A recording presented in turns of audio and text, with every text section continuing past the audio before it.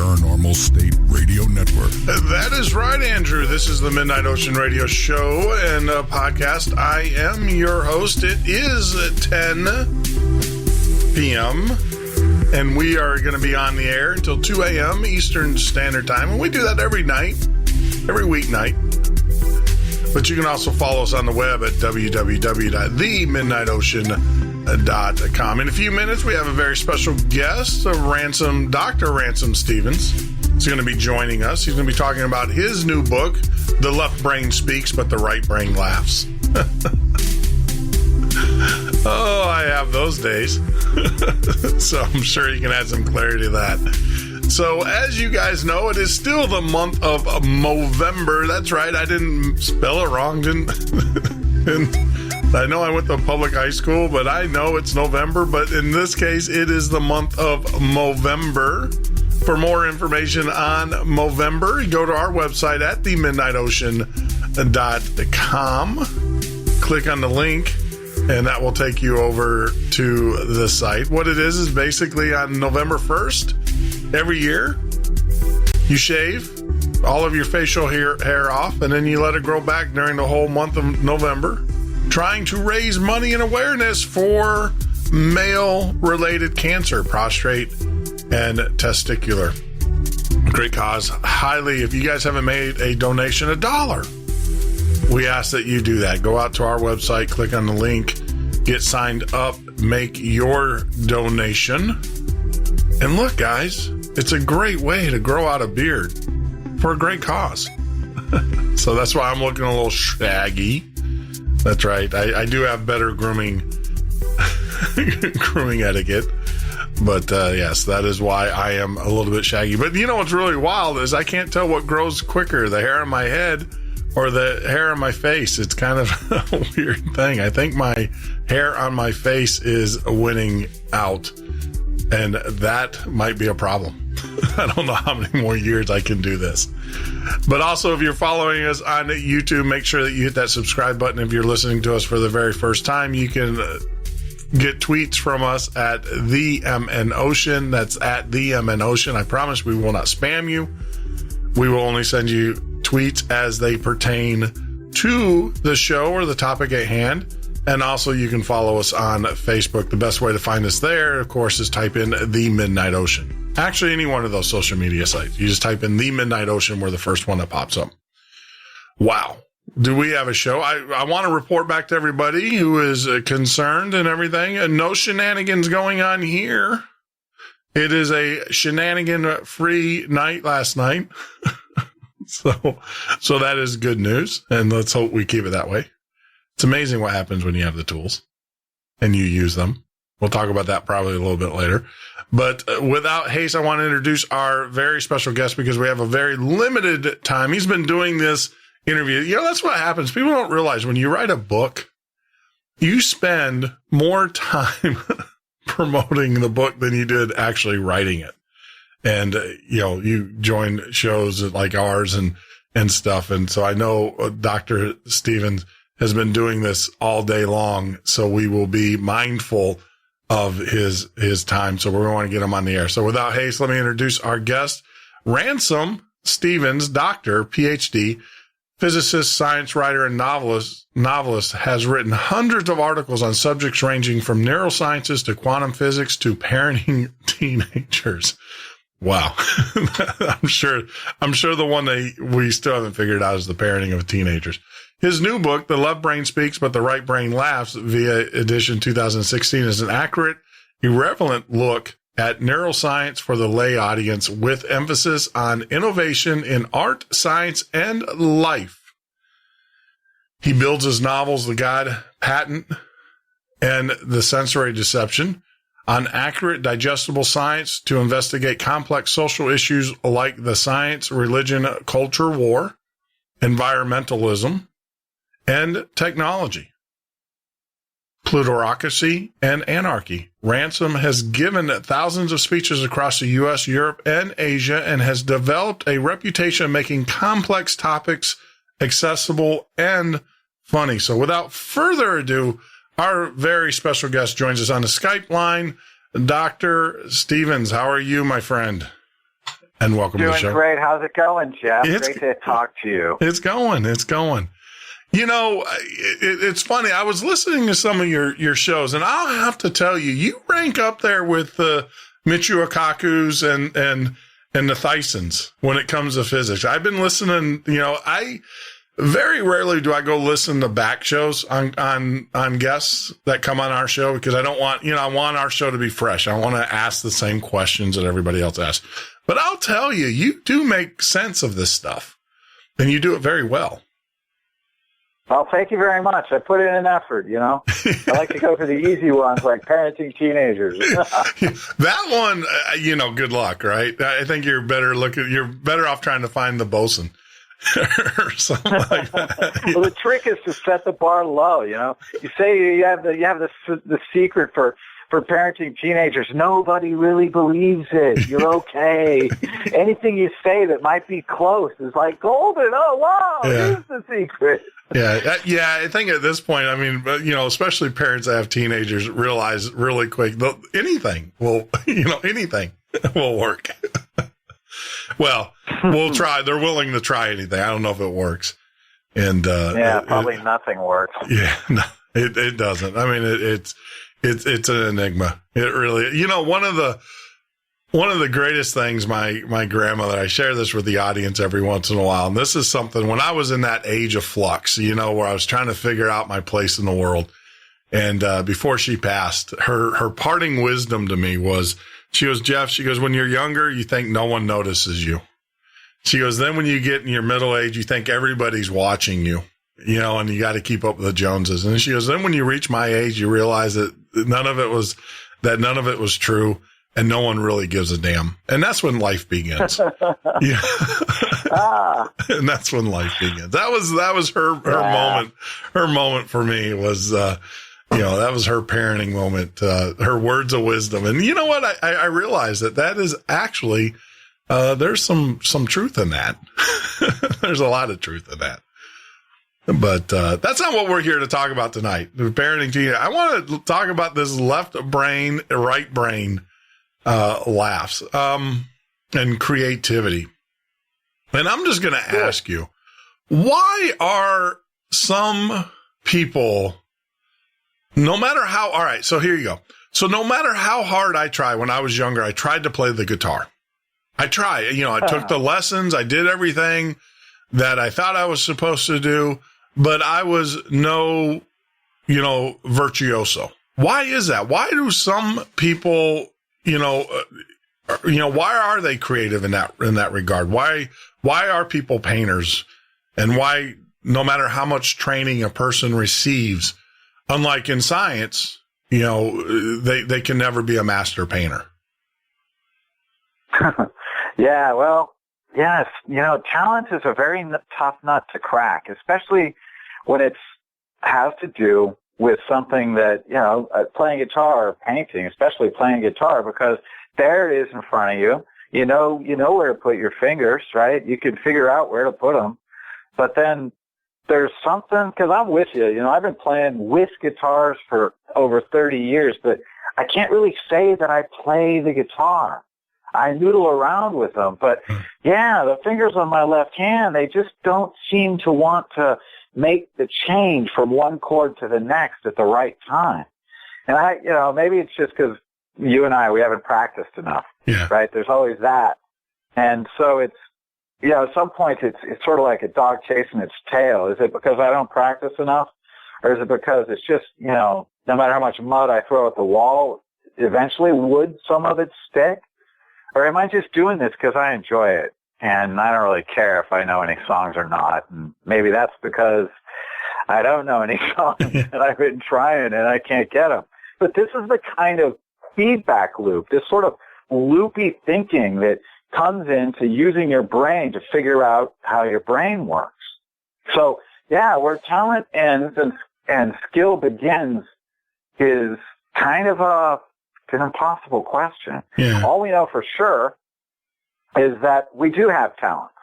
Let me give you a really simple example, right? We have pretty much, the vast majority of human beings have a talent for learning languages. We are born with the ability to learn languages, but we are not born with a single word. You know what I mean? That's a talent. It's something that the vast majority of us share. And if you don't have that, you're going to have a really tough time in the world. You know, I want to interrupt you there because it's kind of funny because I was going to use that as another example. Like, I have tried to learn other languages. And once again, no matter how hard I try, Rosetta Stone, whatever product I use, I can't learn them. But you know what's really strange? And as you know, as we talked earlier, I can program in 8, 9 different languages computer wise. Why is that? Right. Well, computer languages are all in English, or at least the ones you use are, right? Well, yeah. So, and with software programming, I find them, they're all kind of the same language with different notation. Yeah, the semantics is, I mean, there's some things that, object-oriented coding is, it's got some quirkiness to it. Compared with what you and I grew up on doing old Fortran code and stuff, but it's more like a mathematical kind of language, symbolism than it is, an informal language like English or Mandarin, what have you. So if you had learned a second language, when you were a little kid, and I mean a little kid, like 3, 4, or 5, if you'd grown up in a house where there were 2 or 3 languages, you probably wouldn't have much trouble learning another one now. But, guys like us, we grow up, in the U.S. where there really is one dominant language, and we probably don't get to start learning another language till high school. And then a lot of that talent, a lot of those synapses have been pruned away because they weren't used when they were primed and ready. And so it becomes difficult. And, I pick up a few languages, little bits and pieces of languages when I travel and then immediately forget them. But I don't memorize things well. I'm a concept guy. So vocabulary's never really been my strong suit. Yeah, which actually ironic for a writer. Well, yeah. I mean, it's I always said I can't. If you know me, I can't stand being around crowds of people, but yet I'm a radio guy. So I don't go figure that. I don't. I don't like being I feel very uncomfortable if I get into a situation in which there's more than 4 or 5 people in the room at the same time. So how do you feel about talking to a room with 300? Yeah, well, that's really funny because I've done that. I've done the professional. I don't see them. I guess that's the trick for me is different. I don't envision the people because I have done professional lectures, at different conferences and things like that and computer security and things of that telecom. But I don't, when I go out there in an audience, I don't, it's weird. I don't see, it's not weird. It's just, I guess my coping mechanism, my brain does not perceive the room have any people in there, which is kind of, it's just the way I guess I overcome that phobia or that issue. It's a very different experience to talk to a large crowd because that everyone in that large crowd doesn't really expect you to be able to listen to them if they all speak back at once. Yes. I don't know. I don't know. It's a weird nut to crack. I've always, been kind of introverted, sometimes more than others. And I'm with you. I find it difficult to be in groups of people, but I don't have any trouble talking to a large group of people. Yeah. Though I do enjoy it. I love going to parties. Yeah. They just kind of wear me out. I hear you.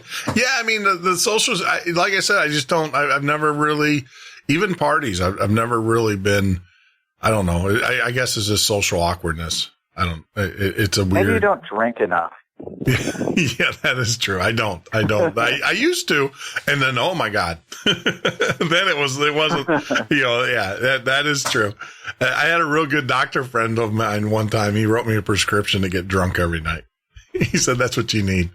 Every night. He said he did. This guy wrote me a prescription. He goes, look, you're a little bit too straight-laced for me. He goes, let me give you a prescription. He goes, I want you to get intoxicated every night for the next 7 nights. And he goes, here's your prescription. Wow, that's exhausting. Yeah, that was, I was like, okay. All right. And this guy was a clinical psychiatrist. So I don't know what he was telling me. He said, but yeah, he goes, yeah, you're a little uptight for me and everything, but it's all good. It's all good. So creativity, I mean, I guess the mark for, so where does creativity come from? Is it learned? Are you just born with it? I think it's another thing that we're good at. Our brains are creativity machines. We create reality from the inputs of our senses. You know, we interact with our models of the world. We don't really interact with the world directly. So there's a kind of dualism. I mean, it's nothing like, you know, the old Rene Descartes, I think, therefore I am. It's not like that. But it is that there's a tremendous amount of processing that goes on in our brains between us seeing the world and acting on it. And here's an example. And it's kind of a special example. If you are a parent, or if you're not a parent, then you can understand this because there's plenty of people that you value. So if you look at somebody that you value, you're not conscious of the light coming into your eyes, bouncing around inside there, the signals going down your optic nerve, having that light converted to images that you recognize. And then the same thing with the sound. If you're talking to somebody special to you, you hear their sound. And that sound, you assemble that into, you know, those sound waves drumming your eardrum. You assemble that into a voice, into words. And so there's a tremendous amount that's going on in our brains that we're not aware of. But we interact with the people, and that what we're interacting with really is a model of that person. It's not direct. It's a model, and you know, we recognize them, and it's a very complicated combination of sensory input and experience and emotion. Yeah. Yeah. I mean, it is funny because you do these types of shows, especially when you deal with the paranormal, you learn very quickly what you hear. A lot of it in life is perception. It really is. It's the way that your brain processes those inputs and what image you get. And we've done some experiments on this show. And after the show, I've done some experiments where we've taken apples, you know, an apple was a good example in one thing, and we turned it into a pear just by changing the perception of it. It was the most bizarre thing that I've ever experienced, but it was a great exercise because, you know, you learn your visual, what you think you see and what you think you hear and what you are absorbing is all interpreted by your brain, and you can change that interpretation. You can reprogram. You can reprogram it, which is amazing. We are pattern detectors. We're obsessive pattern predicting. We recognize patterns and we predict the future. We build past experiences into a pattern that we use to make sense of the present, but we all are always predicting what's going to happen next, or else you wouldn't be able to put together a sentence, right? Yeah. You just come up with one word at a time. There's no flow. Yeah. Well, you know, that's funny because some people accuse me of not being able to put a sentence together, but that's because my brain is already on to the next sentence. That's the other thing too. And, you know, and I think there's a conflict there. And let's talk about this, especially with your book, Right and Left Brain. I mean, so your left side of your brain, if I understand, that is where your logic is, correct? Or no, that's your right side. I got to remember what way I'm facing. So if I'm looking at you, my left side is that where logic, reason is, the sciences, and then the right side? It's not quite that simple. Uh-huh. There was this concept that emerged in the 60s of the left brain being kind of your inner accountant and the right brain being your inner artist. And, you know, it's like all of these oversimplifications. Okay. You know, it's an oversimplification, but there's a germ of truth to it. Now, 50 years later, or 60 years later almost, we know a lot more about how it works. So it's time to update that oversimplification to an all-new oversimplification. Okay. And while, yes, your left brain does a tremendous amount of that tinkering, that sort of linear, logical thinking, but your left brain is also the part of you that gets off the rails, that goes off on fantasies and can have delusions.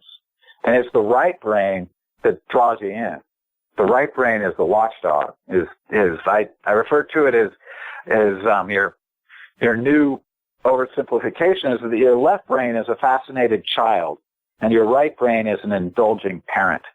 The right brain is the one that sees the big picture, and the left brain is the one that's focusing on the little details. Your right brain takes in the whole mystery, while your left brain sifts out the fine details. And so here's a metaphor. I use a lot of metaphors when the left brain speaks, the right brain laughs, because metaphors are the way we understand things. That's how we get this emotion that we understand, this feeling of knowing, which is an emotion. And without that, we don't really know anything. I mean, a lot of things we think we know, we don't know. But so that's just the way it is, right? We're wrong sometimes.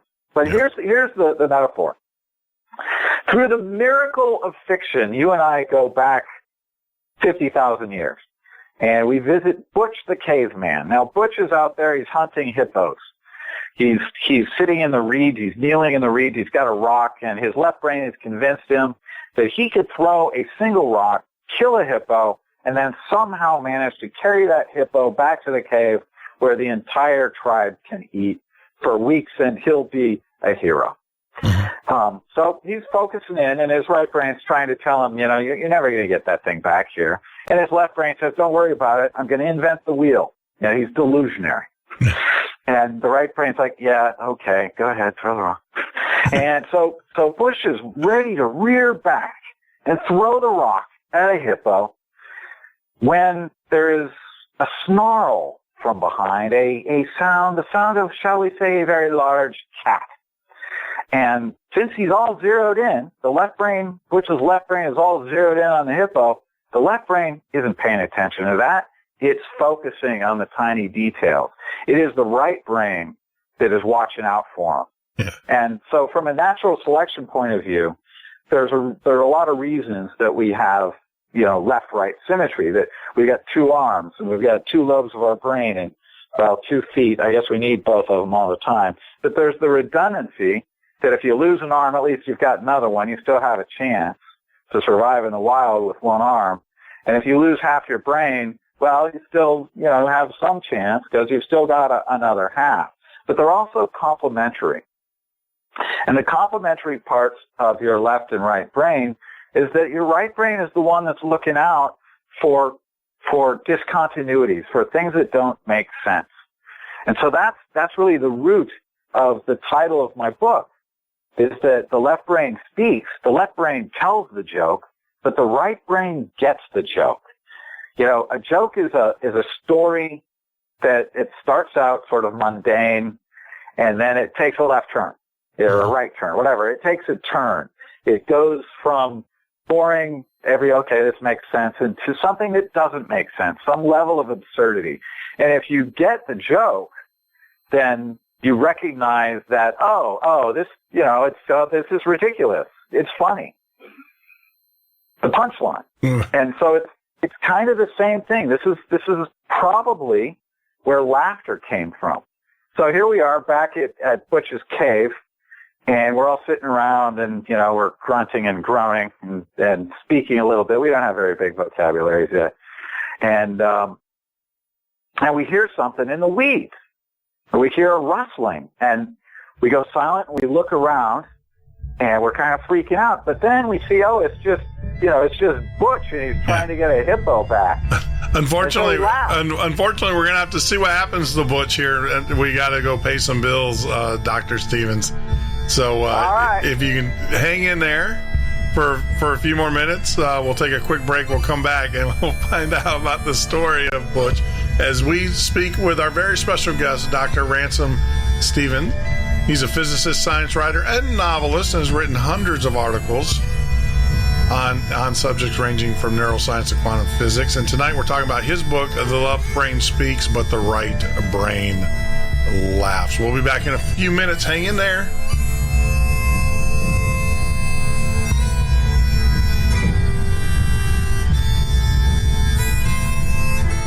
There are on record numerous incidents in which dogs have shown an almost human sensitivity.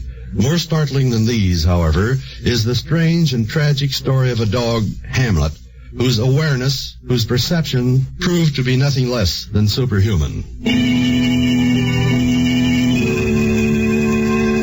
In the daily routine of the Rockwell household, where Hamlet the dog made his home, there was only one event which succeeded in arousing him from his customary brooding lethargy. That was young Ruth Rockwell's return home from the city college each afternoon. And so, on that fatal evening in November of 1929, when Ruth came into the house with a strange, preoccupied expression and an unnatural glint in her eyes, Hamlet jumped up from his favorite spot before the fireplace and came bounding toward her.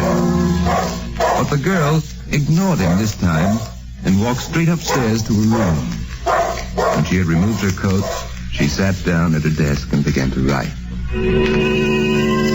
And I know it will be a terrible blow to you, and you will grieve for me. But even though I am dead, don't think that you will never hear from me again. Every night, at exactly 9 o'clock, I will try to come back to you. A few miles away at the Curtis airfield, a young flight instructor was warming up his plane, preparing to take off. He was to give Ruth Rockwell her first lesson in night flying. And at length she appeared and took her place behind the dual controls. When the plane had risen several hundred feet into the air and was circling over the field, Ruth Rockwell suddenly climbed up on the cockpit cowling, and while the instructor gasped in horror, she stepped calmly out into the empty blackness and went plunging to her death.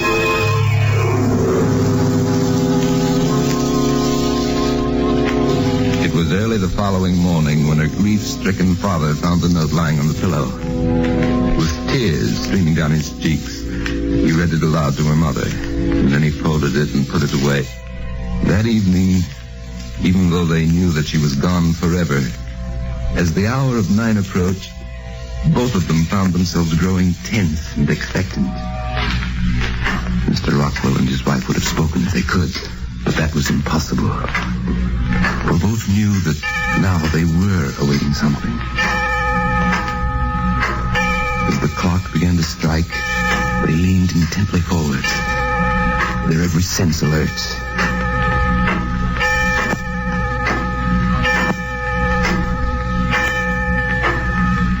9 strokes, and it was then, at that very moment, that the dog Hamlet jumped suddenly to his feet, bounded toward the door, barking wildly, his tail wagging, exactly as if he were greeting someone who had just entered. He's never done that before, except when Ruth walked into this room. From that night on, throughout the weeks and months that followed, the same remarkable thing occurred. They had no choice but to conclude that somehow Ruth had kept her promise. That though they themselves were unaware of her presence, still she had returned in some mysterious form. A form incredible but true. This is The Midnight Ocean with Jeff Norton on the Paranormal State Radio Network.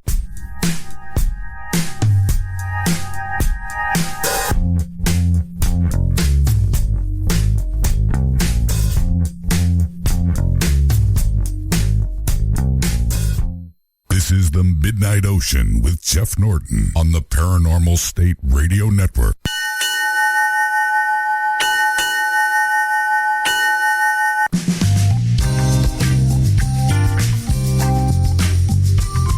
That is right, Andrew. This is the Midnight Ocean Radio Show and podcast. I am your host, Jeff Norton. You can join me live here every weeknight from 10 p.m. to 2 a.m. Eastern Standard Time or on the web at www.themidnightocean.com. gmail.com.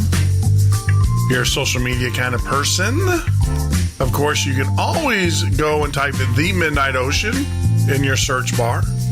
Maybe Facebook, Twitter, or, of course, YouTube. If you're watching us for the very first time on YouTube, I will say thank you very much. Make sure you hit that subscribe button. Also, please get over to our Spreaker account. Sign up for Spreaker. Follow us there as well.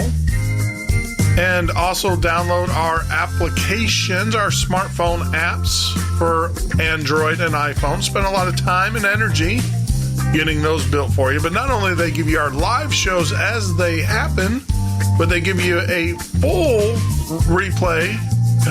You can go back in time. It's our form of time travel here at the Midnight Ocean.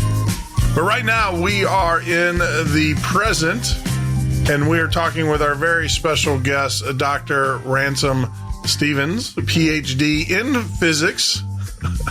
But as we talk about his book, The Left Brain Speaks, but the Right Brain Laughs, I have to ask, Doctor, you are a classic physicist. How did you get into the neurosciences? How'd you make that? That's a very good question. Right. So here's what happened. I was researching a novel that I was writing, and the premise of the novel, The Sensory Deception, the premise has to do with the relationship between the senses and the mind, and especially how you could confuse the senses, how you could deceive the senses in a way that would, for these characters, put a person in the point of view and experience the life of endangered animals so that they could recruit environmentalists. Okay. And so I was studying a lot of neuroscience to get the background down and doing the research. And then I had the novel done, and I just kept reading it and talking to neuroscientists every chance I got. In my capacity as a science writer, I rub elbows with academics a lot.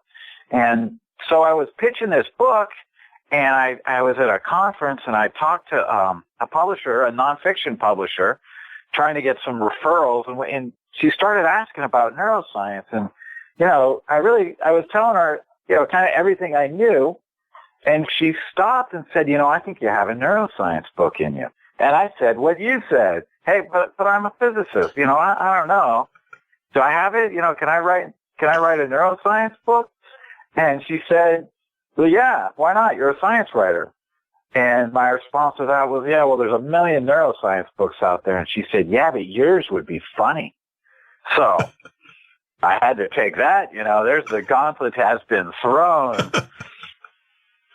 Do you feel like she? About it and, As I say, do you feel like she suckered you in, my friend?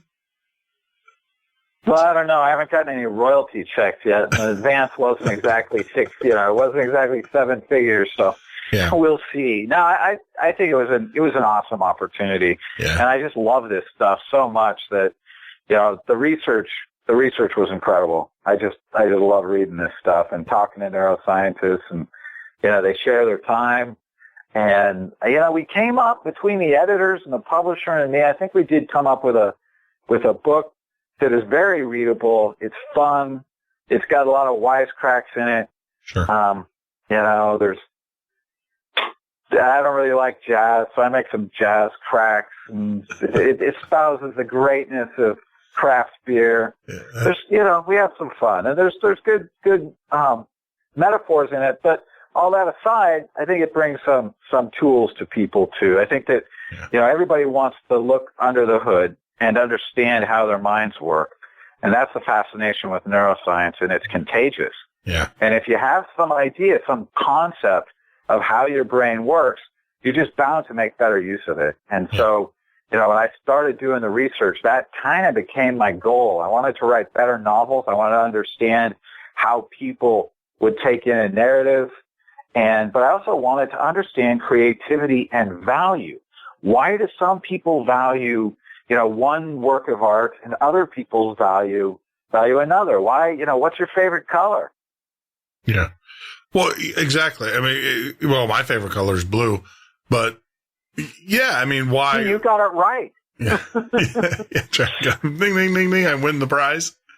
Right. I'm like you. I mean, the whole quest of this show is to have an understanding. I mean, when we started out doing this, and unfortunately, they lump it all into paranormal, right, or esoteric. I'm more of a fan of the word esoteric, because I think these are all hidden truths. In other words, they're truth. They're just hidden. They haven't been discovered yet, and that's why I love having authors and scientists and people such as yourself on the show, because, you expose concepts that most lay personnel, they don't know exist out there. And they expose people to better understanding why I do what I do. That's the goal. That's what I, in my most self-aggrandizing moments, that's what I tell myself I'm trying to do. The truth is, I just really love this stuff. And I always figure if I can understand it, then anybody can understand it. Sure. Because I have to study really hard to figure things out. And then when I do understand them, I always write it up, and I might as well share it, get a good editor and make it better and make it easy. And I can't stand jargon, which goes back to what we were saying earlier about learning languages. I hate it when science writers present a ton of vocabulary and then describe some phenomenon in that vocabulary. I don't know what they're talking about. Yeah. So in my book, there's very little jargon, and the only jargon we really use is when we really need it, or when it's funny, when it's kind of silly seeming, and then I just can't resist. Yeah. I mean, I'm a firm believer there's a time for the clinical, but I'll go to a clinical journal or a professional journal for that. And there's time to be entertained. Yeah. I mean, some of the best, quantum theory was introduced to me. The whole concept of string theory was introduced to me by Schrodinger's cat, the book Schrodinger's cat, not the experiment. And it was basically a book that took place on three different timelines or universes, interdimensions or dimensions. And that was a great book, but it introduced me to the string theory. Same with Crypticon, which introduced me to cryptography. Neil Stephenson's book? Yeah. I love that book. Yeah, I mean, and I think those are the best types of books because they're fact. How do I say? They're fact woven within fiction. And it's the story. So you're along for the ride. And if it's done well, if you really pull it off in a novel, then it feels to the reader, or it should feel to the reader, as if they're making the discoveries right along with the characters, that they're really in it and really experiencing it. That is the strength of literature and why it's different from an essay. Yeah. Yeah. Now, do you find, like, when your work, I mean, you have extensive work in physics, and I can't let you escape this show without getting into some of the other areas that you've delved in. I know that we're here, and your publisher is going to be like, that was not agreed upon, but I don't care. You're a big boy. You can tell me if you want to discuss it or not. In your research of physics, CERN. Let's talk about CERN. Can we talk about CERN? Okay. Can we? I want to switch. About CERN, Fermilab, and everything, and what you did, and some of the projects you worked on there. There's this thing going around, and actually, it's in the chat room right now. So people they're already talking about Mandela effect. Have you heard of the Mandela effect? No. You have not. Okay, so apparently, I don't know what you're talking about. Okay, so apparently we're gonna play a little game, but I just want to let you know that apparently you and some of your colleagues are the reason for this. You're all the blame. You're all the blame. I'm just gonna show you. But here, I'm willing to take the blame. That's it. I'm gonna run a few things by you here. On HBO, do you watch HBO? There's shows that originated HBO that I watch. I don't pay for HBO. Okay. At least not since I finished the last season of Game of Thrones. Okay. That was the reason we signed up. Yeah. Most guys don't watch it. It's okay because I used to watch it when I lived in Chicago. We used to actually go to parties, but there was a show on there called Sex, and it had it was about 3 women in New York City. Can you remember the name? I gave you the first part of it. With Michelle Gellar. What's that? Oh, no. Say it. Yeah, I think you just said it. Yeah. Was that Michelle Gellar? Not Michelle Gellar. I can't remember her. What's her name? I don't know. I can never remember movie stars' names. And she's stuff. married to Bueller. Those three women, yeah. Yeah. She's married to Bueller. Yeah, my wife. I've sat through all of that. My wife is a big fan, and she owns all. So she's got. So what was that called? The Sex and the City. Sex and the City. All right, remember that. Okay, remember that. Remember where you just said Sex and the City. All right. The other one was Oscar, the hot dog company. Uh-huh. What was the last name? Oh. Meyer. Okay. So remember that. All right. So remember that. All right. And this is actually a trick in neurosciences. So here you go. I'm glad I got you because I know you're priming me. I'm setting you up, man, and it's all your fault. I want to let you know. All right, and then the last one in the Zabuter film, of John F. Kennedy, tragic film. If you can remember, how many people were in the car? How many people were in the car? Well, I thought there was Connolly, there was the driver, there was Connolly and both Kennedys. But then there was the Secret Service agent who climbed in after the shooting. All right. So all right. So 4, and then you had the Secret Service that came in. All right.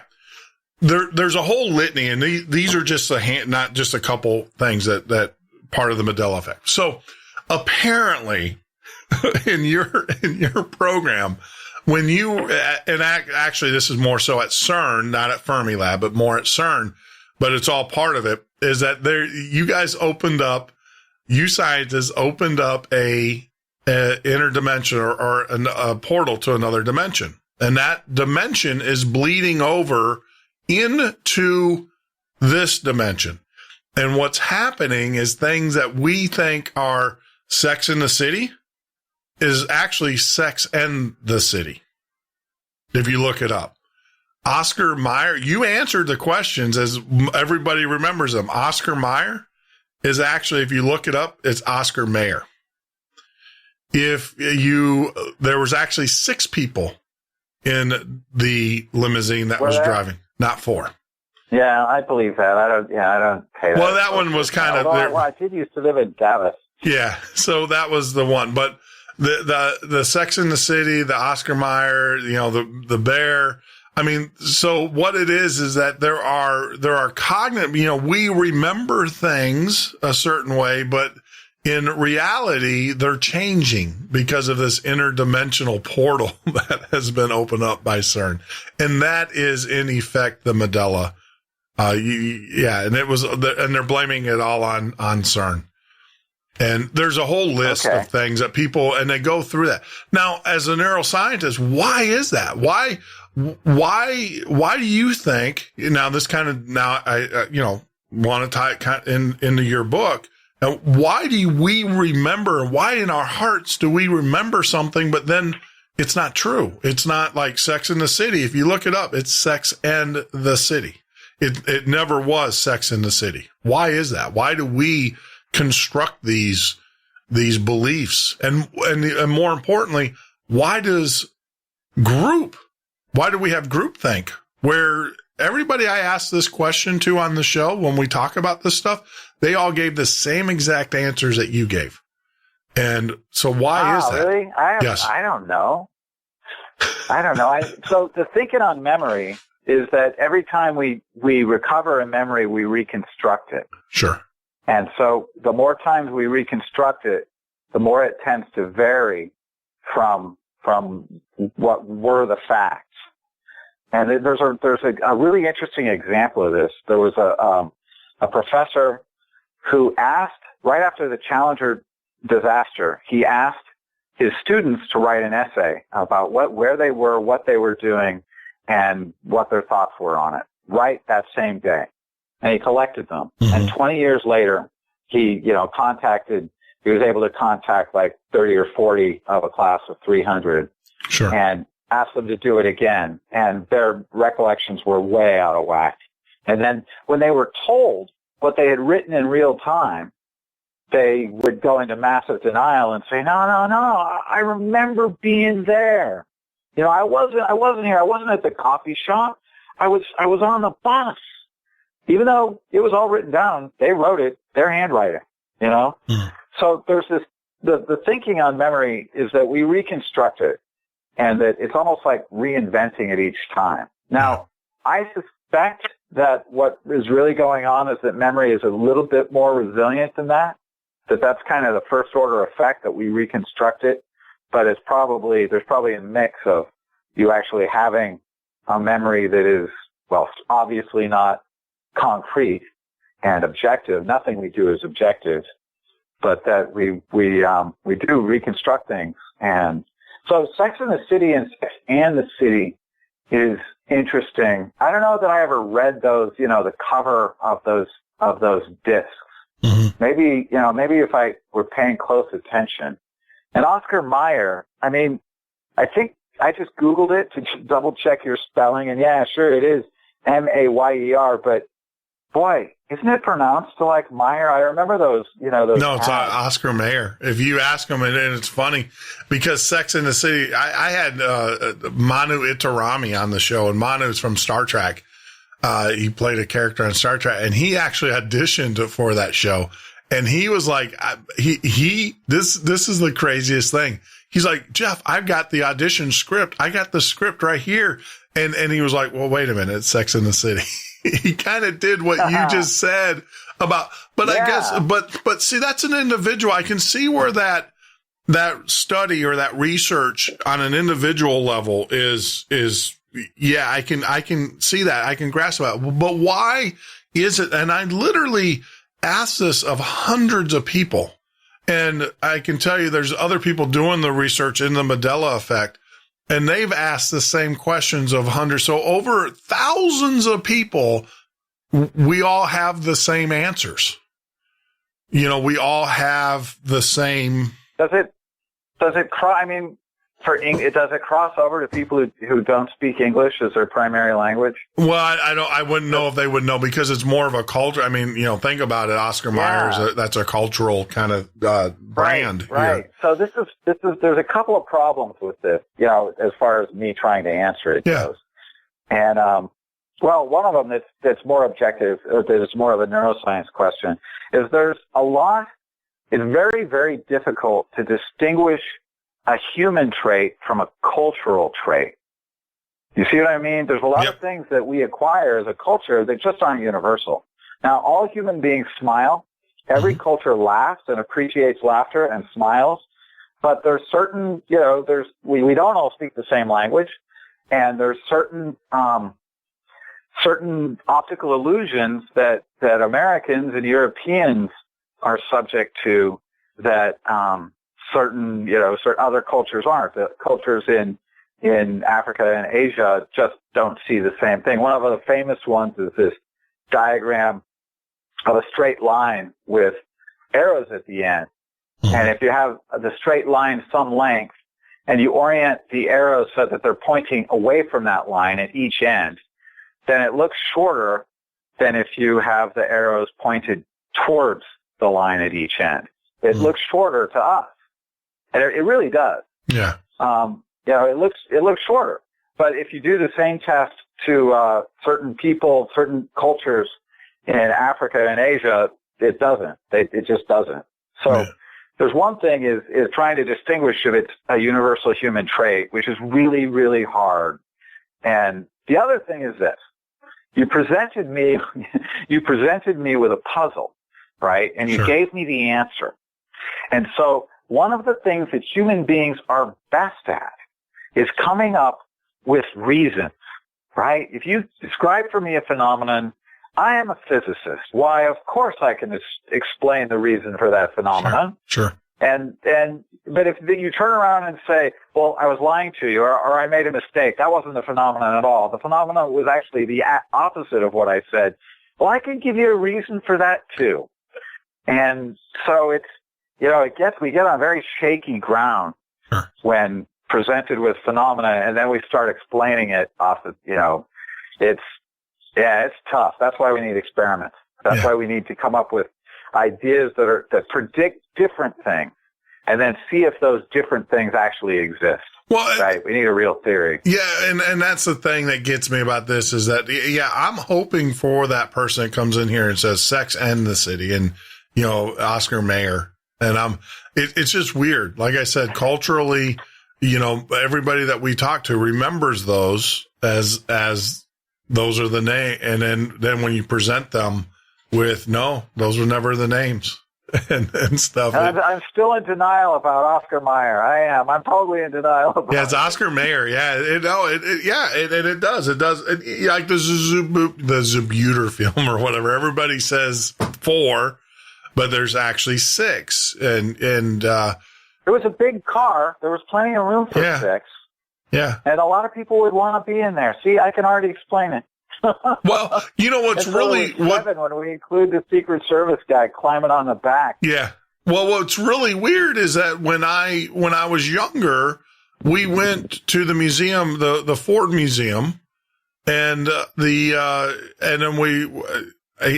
couldn't remember what museum, and I remember going to the Smithsonian, and I remember clearly, looking at the car that Kennedy was in. It's on display, but it's at the Ford Museum, not the Smithsonian, and in Michigan. And I was just, it was weird because, like I said, I had always envisioned that there was 2 seats and 2 seats, and the way the car was configured, it was such a weird configuration. You had two bucket seats in the front. You had 2 bucket, the 2 bucket seats where Johnson, or where the governor and his wife sat, and then you had the 2 bucket seats where the President John F. Kennedy and the First Lady sat.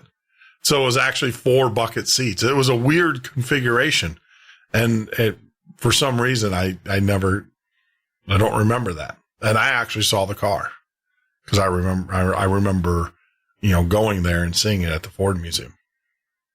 But I even got that wrong because I was at I thought it was at the Smithsonian, and someone corrected me. And then I got confirmation from a family member. Yeah, you went to the Ford Museum when it opened up in Michigan. So I don't know. It's just, it's just weird how the mind, how the mind works. I wanted to hear you, but more importantly, you being a physicist with CERN and doing all that. Were you guys opening up interdimensional portals? No. No. Not as far as anybody knew. No, it seemed unlikely. And there's experimental signatures that we didn't see that would indicate something, and that something could conceivably be a dimension that is rolled up into a tiny, tiny, tiny, tiny ball, a fiber bundle is what they call them. Sure. And so. But even if that evidence were seen, it's not conclusive that it's some extra dimension. It's just conclusive that it's something we don't understand, which is an experimentalist, what you're really after anyway. Every experimentalist wants to break the theory. Yeah. It's okay to confirm the theory, but boy, if they'd come up with like 6 or 7 Higgs right around that same mass, that would have been exciting. Or even if there were none and they could eliminate it and just kill the whole theory, that would have been exciting. But there it was, not exactly where it was first predicted, but more or less eventually where, it fits the model. Great. There's another stamp in the book. But was it actually, I watched that special. I watched the special on the Higgs boson, and they said it was supposed to be in the model. The theoretical physicist said it was going to be between this, and I don't remember the energy level, but it would be, if it was going to be seen, it was going to be seen between these 2 energy levels, and it wasn't, but yet they said they found it. What's your feeling on that? So what happens with that in the standard model is that all of these, there's a whole bunch, I think there's 19 different parameters that have to be measured. Sure. That's why it's sort of unpalatable to theorists and experimentalists alike. There's just too many things that you have to measure. The scientists like it physicists like it when, everything is like the speed of light, or pi, some value that's sort of handed down from on high and not something you have to measure. Much better if you can predict it. Sure. So doctor, I know that you're on a crunch. Can you stay? Because I would like to have, kind of talk this out a little bit more for our listening audience. Can you stay one more segment? Can I twist your arm? I can't do it tonight. You can't do it tonight? Okay. That's fine. That's fine. So let's do this because, and I appreciate your, the fact that I know you've been doing this all day and stuff. So let's do this. Before we leave, I want to make sure, and I can do this on the break. I'm gonna blow through this break. So let me give the warning out there. So we're gonna blow through the break. I want to make sure, doctor, that everybody has the information. Your 2 books. Now, would they classify? Are they classifying all your books as fiction? No. Okay. The Left Brain Speaks, The Right Brain Laughs is my first nonfiction book. The other 2 are novels. Are novels. Okay. And those can be found at where? The God Patent and the Sensory Deception are certainly on Amazon. Okay. They can be found in, some libraries. And if libraries will order books for you. If you ask to read one, the odds are very good that they'll get a copy so you can read it and it'll be there in the library. Sure. I mean, that's so cool that you actually still said go to the library. No one's ever said that. As many authors. I have trouble. I have a problem just asking people to spend money. But I don't have so much trouble asking them to go ask somebody else to spend money. Yeah. No, I got you. No, it's so funny is that you said out of all the authors, they're all like, go to Amazon, go to this. And of course, we do have a listing on our website at themidnightocean.com, listing of your 3 books. And, tonight we kind of delved in a little bit on your latest book, which is The Right Brain Laughs, or The Left Brain Speaks, but The Right Brain Laughs. And also, can you give us a little bit of information about the God Patent and what's that about? Yeah, the God Patent is the story of a laid-off engineer who's made a lot of dumb mistakes and then sets out to fix his life. And in the process, he gets caught between science and religion in a battle over the origin of the universe and the existence of the soul. And a death-obsessed teenage skate rat helps him get his shit together. Wow. I'm sorry about that. No, that's fine. It's all right. As long as it's not the F-bomb, it's okay. They're the 7 words have actually narrowed down to 1. Yeah, okay. As long as we're good and arbitrary about it. That's right.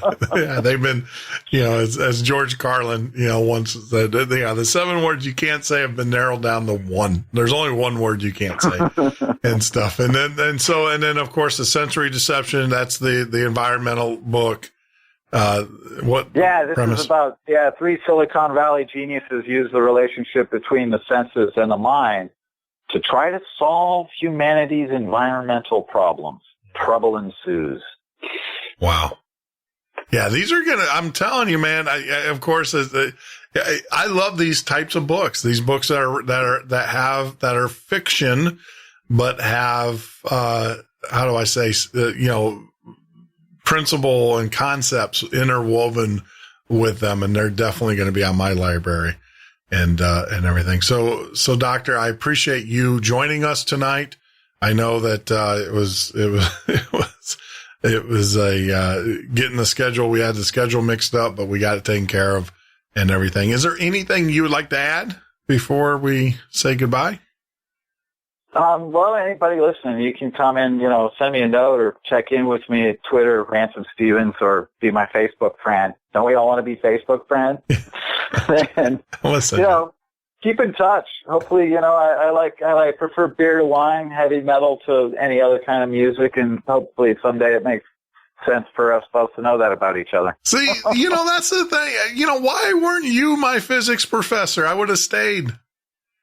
I would have stayed. Yeah, I don't know. I started out in the world just wasn't where I'm telling you, I was at middle and I was computer science. And also I was taking physics and chemistry. And I thought I was going to get into the hard sciences. And what did it for me is I had a professor who looked at me because I was a little bit older. I was a late bloomer and he was a young guy. This guy was younger than me. And, this jerkwad pulled me in his office and he goes, I just want to let you know that what are you doing with your life? I'm 24 years old and I've already got my doctorate and you can't even figure out what you want to do with your life. And that's when I said, that's messed up. Yeah, I told him, I said, I looked at him, I said, well, I think I just figured it out and it's not physics.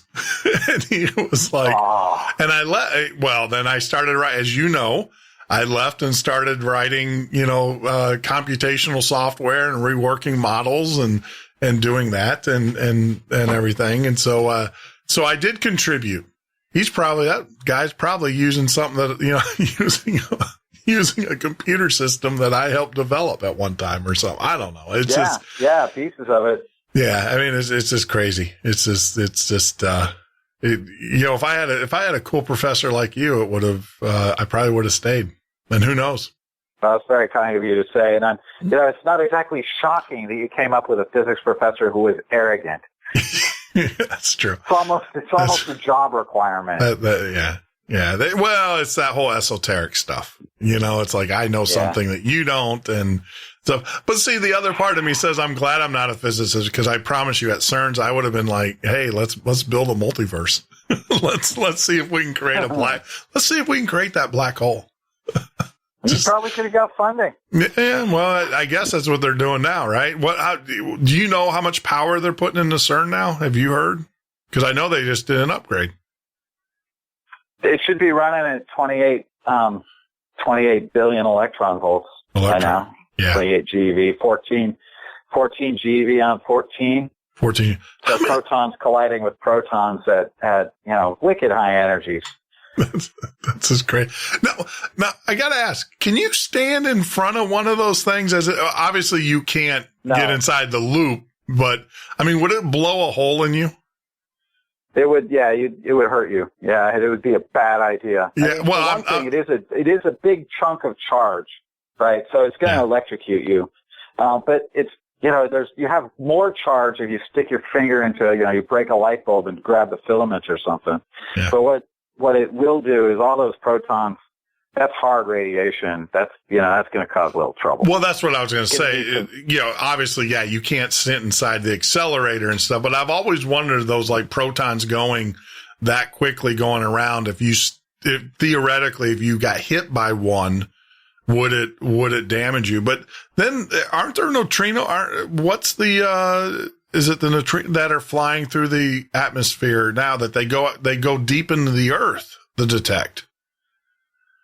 I can't remember. Neutrinos. Neutrinos. Yeah, the neutrinos barely interact with anything. You're being blasted with neutrinos at, gazillions of them every second. But they don't interact. So, if they don't interact, they don't do anything. And that's why they're so hard to detect. If they did something to you, it'd be easy to detect with electronics. So that's kind of the fail-safe mechanism.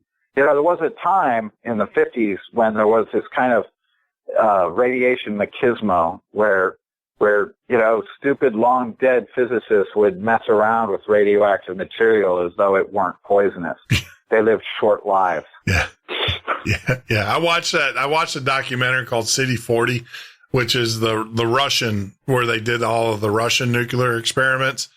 And they were talking about how they were picking up radioactive material. So like, isotopes would fall on the ground and they would just reach down their bare hands and pick it up. No big deal. Yeah, it's no big deal. Bad move. It's a good way of being. Yeah, it's pretty much guaranteed to be dead, within a few short years and everything. Just gonna mix a little arsenic into my coffee here. It's really nothing. Yeah. No. Nah. Well, I've always said I watch these videos now, and I just call it gene pool thinning.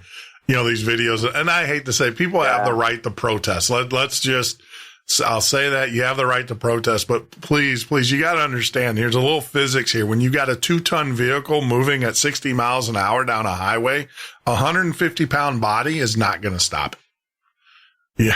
Yeah. Well, to make a statement though, if you want to be a martyr, martyrs have, had some, they die. That's the thing about being a martyr. You're done. It's All right, sir. You stay. End of your argument. Yeah. Okay. Well, like I said, I consider it the, thinning the gene pool at that point. And, and everything. Same like, building a rocket sled and launching yourself in the side of a mesa. So, all right. I can already see this conversation is going to go south real quick. So we will let you go. Take care of yourself. And please, I would love to, I'm going to get back. I'd love to reschedule, have you come back on and we'll talk about some of the CERN things. And if you don't mind, if you want to. And, because we have a lot of listeners who, through the internet seem to know a lot more than the guys that are sitting there actually doing the research. And it would be great to have someone such as yourself and, on the show and say, no, all right, let me explain this to you. But it was interesting. You did not say that they're not opening up universes. You said you don't know. They would just come back and say, we don't know what we did. These fibers. One of the things about being a scientist is you're kind of trained to be comfortable without knowing things. And while I really am quite confident that they're not opening up universes, it's way down at the bottom of the things I'm going to worry about. I don't know what, who knows? If they are opening up universes, those universes seem to be very small and non-interactive. So, okay, don't worry about it. Move along. Yeah. Well, black hole, everybody hears black holes too. And they think automatically a black hole, you're going to get sucked into it instantly. Well, it'd taken a lot of energy to create something like that. And that energy disappearing would leave a big old footprint. Yeah. Yeah. So things balance out. You have to, in order for something really strange to happen, you'd have to violate the laws of thermodynamics. And, those, I wouldn't mess with those laws. Yeah, those are some things. Okay. Well, see, we can have a whole nother conversation, but you take care of yourself. And, I will definitely be in touch if you don't mind, but I thoroughly enjoyed, speaking with you the short time that we had you and, look forward to further conversations, my friend. All right. Thanks a lot, Jeff. Right, take care. Easy. Yep. Take care. Okay. Be well. There you go, Dr. Ransom Stephens. And yeah, guys, I mean, it's cool to have, someone on the show. And I know we talked about left brain, right brain kind of stuff. And I wish we could have him longer, but he's been doing this all day. And, these, as you know, they do a ton of, especially a new author does a ton of interviews. And so we will definitely respect that and everything. So what that means is this, though. I want to switch gears. We're going to switch gears here in a minute. I'm going to take a quick 4 or 5 minute break, obviously, to get some more. I'm going to play my favorite song. And no, it's not Be Love by Ed, but that is one of my favorite songs. I'm going to play one of my other favorite songs. We're going to take about a 6 minute and 36 second break. We're going to come back. We're going to reset. We're going to open up the lines. We're going to take whatever call you, or we'll take your calls, talk about whatever topic you have on your mind. And, we'll just kind of go from there. But, once again, our very special guest, Ransom Stephens. If you want more information about Ransom and his books, make sure that you go out to our website at www.themidnightocean.com and go to his guest page. We have all 3 of his books linked there. And, I want to tell you guys this. What helps us out tremendously, what helps fund our program, we do get donations and support and sponsorships. And I'd be remiss without, saying thank you, especially to Brendan over at Liver Medic. I'm still on the Liver Medic program. I'm still doing that, guys. And I'll tell you, it's phenomenal. It is phenomenal. It has definitely cleaned me out. Today, it was weird. Sandy and I went out in town today and she wanted to stop at a burger joint and get a hamburger. I was like, no, not interested. So we compromised. We kind of went to a fast food place that has fresh fast food. So I can tell you, I mean, my taste in foods and things, instead of craving the pizzas and all of that junk, I'm craving raw broccoli and carrots and celery. Don't worry, guys. I'm not going to veg out on you, but I'm just telling you, it works tremendously. And I can tell you, I can feel the effects of it. So get out there to Liver Medic, take a look at their products. Great stuff. He has me on the liver flush, and then also a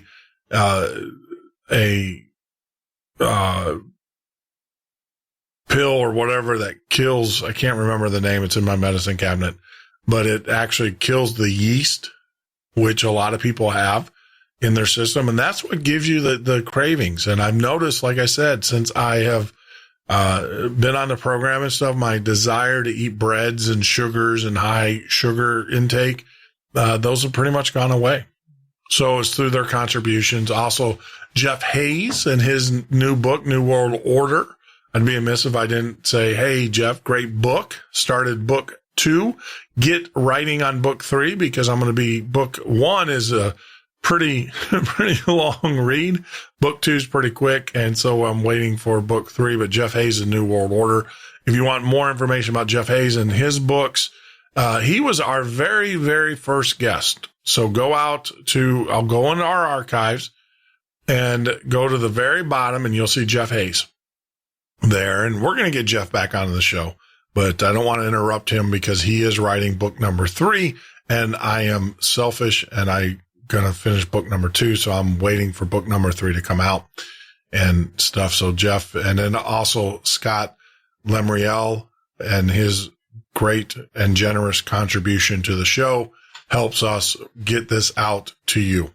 Now, another way that you guys can help us is, of course, when we have authors on the show, we list their books. So just if you're going to buy their books, if you're interested in purchasing one of their books, make sure, do it from us. And yes, Boo Boo, I can see the chat over there. I can see the chat and everything. So, I will tell you, go out there, buy the books. Talking about chat, we are watching. The only chat that we watch on this show is the chat in YouTube and also the chat on Spreaker. So each one of those will work. And I do see, Boo Boo, that you're getting nailed a couple times in the Nightbot. So you're breaking some rules. No cussing, no swearing. We do have rules in the chat room, and we do have moderators there that are watching. We also have Nightbot, which is an automated AI system that moderates for us. But I will tell you this, no personal attacks in the chat room. And if you are attacked, do not respond. Just let it go. We will deal with it. The moderators will deal with it in due course. Don't feel like you need to respond, because they will respond. Those are the only 2 rules that we have. And of course, the Nightbot doesn't like the swearing and stuff like that. So that's it. So let me do this. We're going to take a quick 6-minute break. When we get back, we're going to reset. We're going to open up the lines, and those lines are either call in or Skype lines. So feel free to call us at 352-388-3900. Or you can Skype us at listener.themidnightocean.com. Hang tight. We'll be back.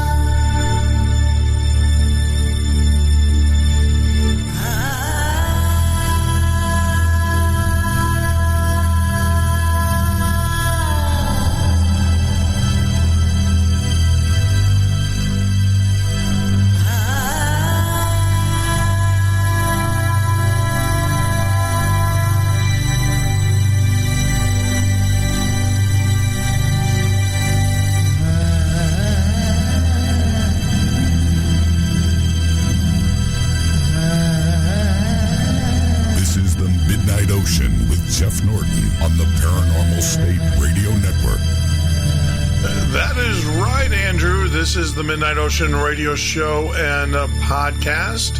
I am your host, Jeff Norton. You can join us here live every weeknight from 10 p.m. till 2 a.m. Eastern Standard Time or on the web at www.themidnightocean.com. It is open lines, 352-388-3900. That's 352-388-3900. Or you can also Skype us at listener.themidnightocean. Wow, a lot of things in the news today that I think are very pertinent to what we are doing here.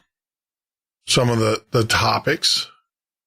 And I want to talk about one thing that I find very, very disturbing.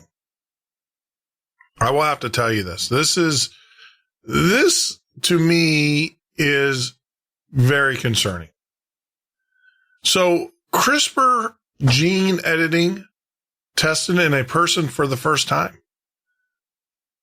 The move by Chinese scientists could spark a biomedical duel between China and the United States. Now, for those that don't know, CRISPR or Cas9 is a process. Let me kind of tell you how this works. CRISPR, Cas9 is a genome editing tool that is creating a buzz in the science world. It is faster, cheaper, and more accurate than previous techniques by editing DNA and has a wide range of potential applications. What is CRISPR? CRISPR-9 is a unique technology that enables geneticists and medical researchers to edit parts of the genome by removing, adding, and altering sections of the DNA sequence.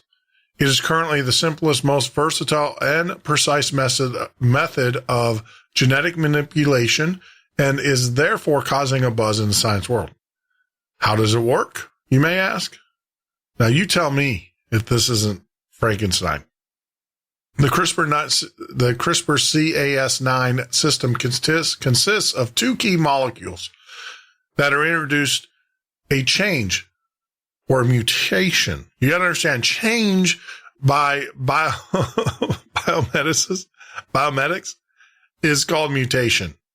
Call it what it is. It's a mutation. We're mutating the gene into the DNA. These are an enzyme called Cas9. This acts as a pair of molecular scissors that can cut the two strands of DNA at a specific location in the genome so that bits of DNA can then be added or removed. So it's gene splicing, but they use this enzyme called Cas9 to do that. A piece of RNA called guide RNA or gRNA then consists of a small piece of pre-designed RNA sequence about 20 bases long, located within a longer RNA scaffold. The scaffolding parts bind the DNA and the pre-designed sequence guide Cas9 to the right part of the genome. This makes sure that the Cas9 enzyme cuts the right point in the genome. I mean, this is crazy stuff. This is what we have become. I mean, it's incredible. Don't get me wrong. It is incredible, but it is dangerous. It is dangerous on so many levels. You are now talking about mutating genes. Can you imagine? We always wondered, zombies. Yeah, right. Walking Dead. Yeah, right. Super soldiers. Yeah, right. Because I can tell you, I'm sure there's a lab somewhere in the world, if not even in the United States, in which they're looking for why people, and it goes back to the question I had with the doctor. Why are some people just more creative than others? Well, in this case, why are people stronger than others? I love the classic line. How did you get so big? Well, I worked out 6 hours a day for the last 29 years. Come out of Central Intelligence movie with Kevin Hart and The Rock. That was such a classic line. Yeah, you worked for it. You worked out 6 hours a day for the last 29 years. See, there's an ethic point to that. You know, when you commit and you do the things that you need to do to enhance your body to that point, there is how do I say, there is an ethic or morality that comes with it. You understand hard work and you understand what it took to get your body there. Right? But when you just manipulate the gene, you bypass the lessons that one must learn. There is no appreciation. We're going to get back. When we come back, we're going to take a break because we're back on our normal clock now. When we get back from the break, we're going to continue this discussion. You let me know what you think about this. Give us a call at 352-388-3900. The lines are open. That's 352-388-3900. Love to hear from you, our listeners. It is open lines tonight, and right now we're talking about this announcement that China have perfected. Of the secrets that lie buried with the dead, none is more challenging, none more tantalizing than the secret which the woman named Tofana took with her to the grave. To no one in her own time did she reveal it, and no one since has been able to find the key to it. But perhaps that is as it should be, for it is a secret which, if it were ever again unlocked, could only spread misery and death throughout the world. The woman, Tofana, was a resident of Palermo in the latter days of the 17th century. And it is no coincidence that it was those same days which witnessed a wave of poisoning that swept like a plague across the whole of Europe. The authorities were baffled. There can be no question the Pope was poisoned. He did not die a natural death. Nor did Colesterozzi, nor Lorenzo Costia, nor Alfonso de Cordova. I know. They were murdered, every one of them. We've examined their food, their wine, everything they took into their bodies for 24 hours before their death. We've never come upon a single trace of it anywhere. Not once did they discover any remnants of the substance that had caused death. And then, on the 10th day of August of that year, a man named Francesco Orsini, a poet and a philosopher, came to them in a state of great agitation. Gentlemen, you must save me. What is this paper you have? It was asleep under my door this morning. Let me see. Oh, Francesco Orsini, prepare yourself. At 4 o'clock in the afternoon of August 12th, you will die. They are going to poison me. Fortunately, they have forewarned us, so we can prevent. How? For the next 2 days, my dear Orsini, you will drink neither water nor wine, and you will eat no food whatsoever. And on the afternoon of the 12th, you will lock yourself in your study. One of my men will be with you to guard you. It will be absolutely For 2 whole days, Francesco Orsini fasted, and at the appointed time, he was locked in his house under armed guard. I was in the room with him when it happened. Before I could send for help, he was dead. It was not until months later that the woman, Tofana, was brought into the torture chambers to be questioned. They had reason to believe that she knew more than she admitted, and they had ways of extracting knowledge. Yes, I will confess. You are, I believe, a brewer of poisons by profession? When men want the poison, they come to me. What do you call this concoction you brew for them? It's called aqua Tofana. Why have we never been able to find traces of it? Because you look for them too late. If you wanted to see the poison that killed the Pope in April, you would have to examine the wine in December. In other words, the action of the poison is delayed 5 months? 5 months, or 5 weeks, or 5 hours. Whatever is desired. And how is it possible? What is the secret of this time potion? You can kill me if you like. But the secret of my time potion dies with me.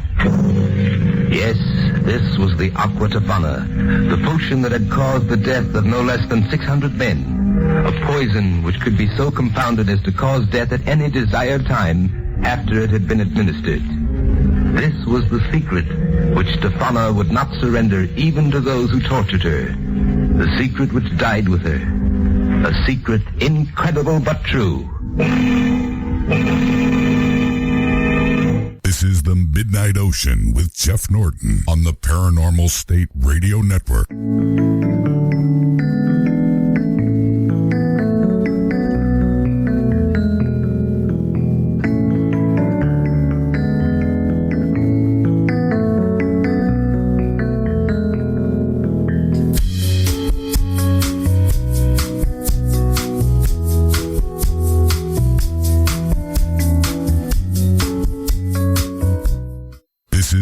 Midnight Ocean with Jeff Norton on the Paranormal State Radio Network.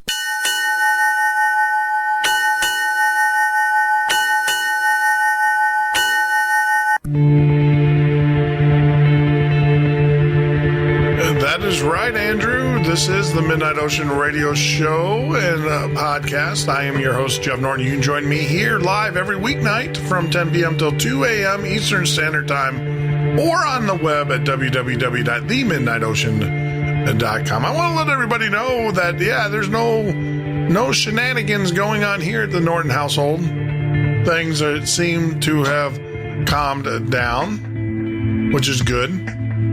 Calm is good. Calm is very good. But it is open lines tonight, so if you'd like to give us a call, the number is 352-388-3900. That is area code 352-388-3900. If you'd like to shoot me an email, you can always send it to listener.themidnightocean@gmail.com. Of course, we are on social media. We don't endorse it, but we are on social media. And of course, you can find us there by typing in The Midnight Ocean in the search bars. That's the best way to do it. If you are listening to us on YouTube for the very first time, we would appreciate it if you hit the subscribe button. That means so much to us. It really does. Makes me all happy. We're heading towards 500, so maybe we'll get 500 subscribers here before the end of the year. I don't know. I'd like to get more. I'd like to have 1,000, 2,000, 3,000. That means we're waking people up to the esoteric and everything. But it is open lines if you'd like to give us a call. Once again, 352-388-3900. And of course, on Skype, you can type in TMO listener as well. Right before we went off to the break, we were talking about this CRISPR gene editing testing that's going on. And I kind of explained a little bit of how they're doing it. But a Chinese group has become the first to inject a person with cells that contain genes edited using the revolutionary CRISPR-Cas9 technique. So now they are doing human trials. So they are gene splicing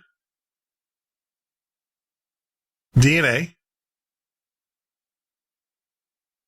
They're, let's call it what it is.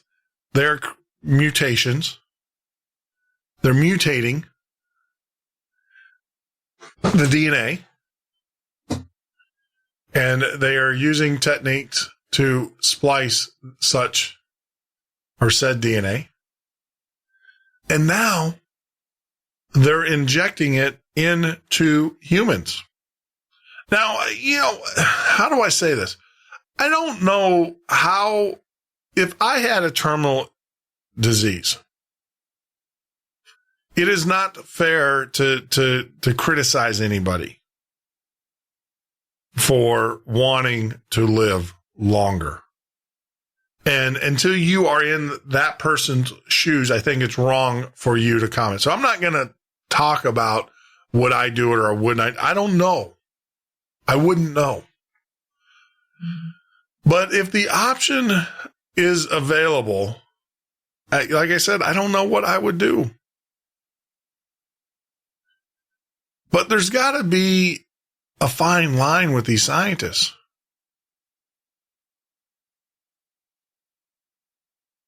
Because this is scary stuff. Now, of course, they say, oh, yeah, it's safe. They don't know.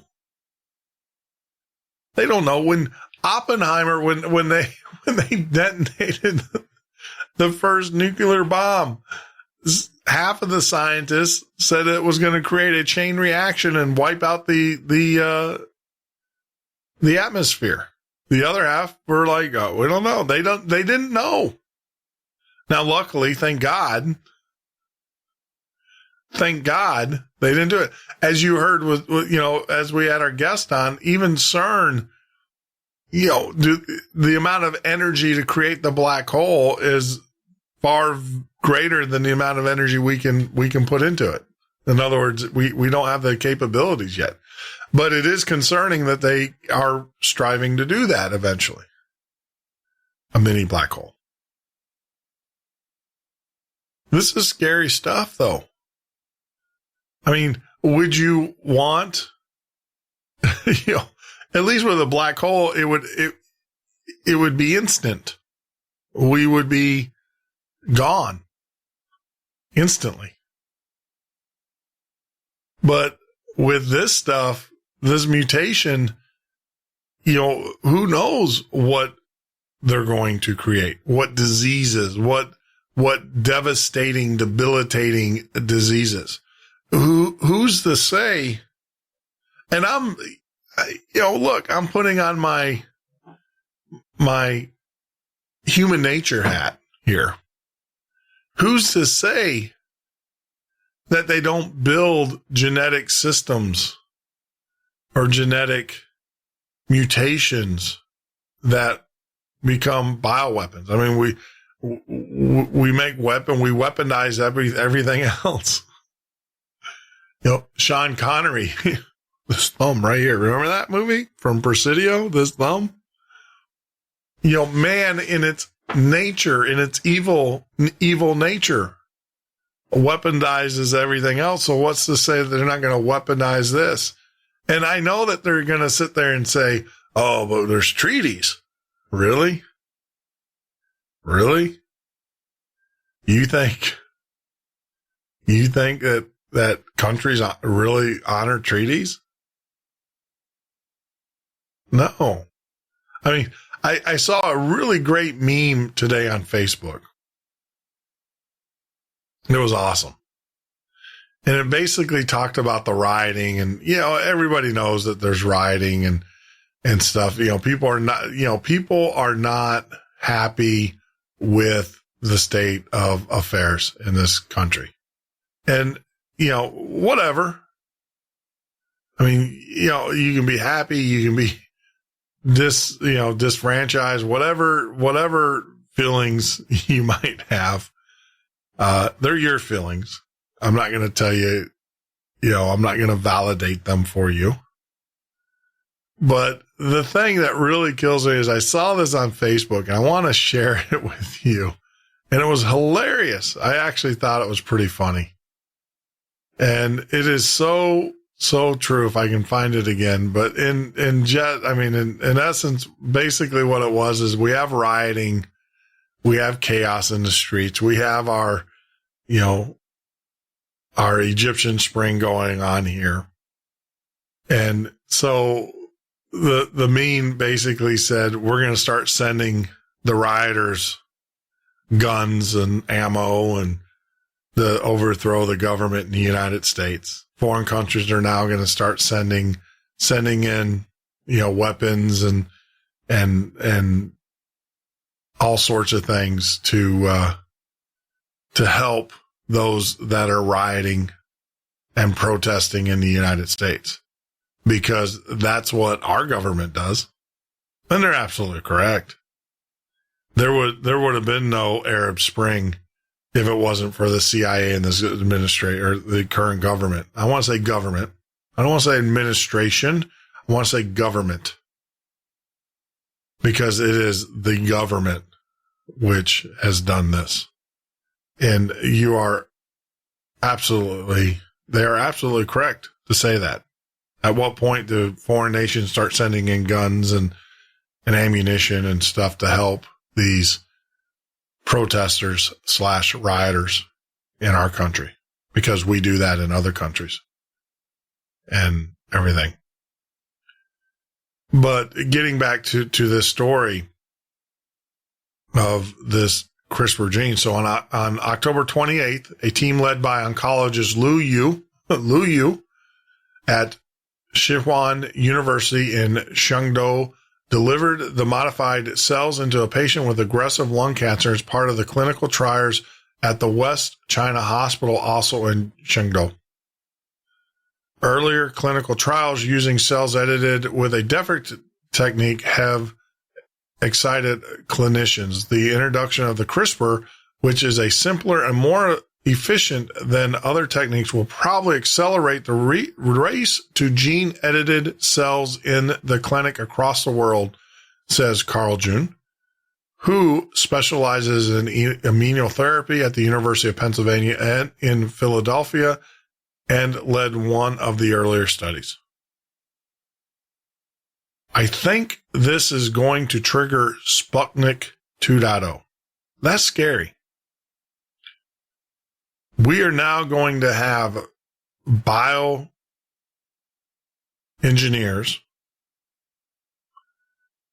racing to develop gene splicing techniques, and also adopting this technique of using the CRISPR-Cas9 so that they can rush and inject that into patients. Scary stuff. And that they're calling us Sputnik. That was a race to space, guys. You gotta, that was a serious race. Now, there was only 2 countries in that race. This technique is not limited to China and the United States. This technique is every country which can put up a lab, and almost everyone can. They have the scientific papers. They know the process of using the CRISPR-Cas9. So you got to ask yourself, is this something that you want a terrorist to have hold of? In order to make plutonium, uranium, or any kind of fissionable material, it takes massive facilities. I think Russia has 40 cities that hold 100,000 people currently. These are what they call no-name cities. There was one called City 40. It was on, if you want to know more about it, get out Netflix and watch it. It's a documentary. Great documentary. We don't have any in the United States anymore. We used to. Oak Ridge was one. We have one out there in Nevada. They say Area 51, but that's a Air Force. That's not, we're not making nuclear fissionable material in the United States. Nowhere near what Russia's doing. But there's a process there. You see where I'm going with this? There's a physical construction process that has to go through that. And it requires a vast amount of resources. Anybody who has a college level degree in biomedicine, biochemistry, who can read these journals, who, these sequencers, these gene sequencers now, you can buy them. You literally can buy a gene sequencer on eBay. If you don't believe me, go to eBay and type in gene sequencer. They have them. These are the machines that do this stuff. And, in this technique, anybody who knows what they're doing can modify genes. It's scary stuff. And the fact that they are out there now in a gene race, a Sputnik 2.0 with this, is even scarier. Scarier. It's concerning stuff. And unfortunately, it's one of those things where the cat is out of the bag, right? Or the genie's out of the bottle. Can't put it back in. Can't put it back in. And now, unfortunately, we have to create laws, but the reality of it is the governments don't follow laws. It's hard enough to get the politicians to follow the own laws that they write, right? So that is really scary stuff. I'd be concerned. And as far as safety goes, Lou says that the treatment went smoothly and the participant will get a second injection, but declined to give the details because of the patient's confidentiality. The team plans to treat a total of 10 people who will each receive either 2, 3, or 4 injections. I mean, I hope this, look, I want to stress this. I hope this works for them. I hope these individuals live a long and fruitful life with their families. I do. It's the byproduct of this type of research is what is concerning, and the readability of it. It's amazing. 3D printers came out and they were talking about, a guy made a gun with a 3D printer, right? And they're, oh my gosh. eBay sequencers. You can look it up. Gene sequencers. They're out there. You can buy them. It doesn't take a whole lot. And it's more about skill and understanding and stuff. But there are enough biomedicine, biomechanic, engineers out there who are looking for jobs. And it only takes one rogue nation. Scary stuff. You should be concerned about it. I sure the heck am. I am definitely concerned about it. And, what's the difference between a functional human being and a psychopath? What happens if they generate a gene that triggers psychopath behavior? All right. What happens? I believe Planet Z, that movie, was all based on that concept where they tried to create a common cold virus to treat common cold or whatever, and it infected everybody. Thank God this at this point has to be injected.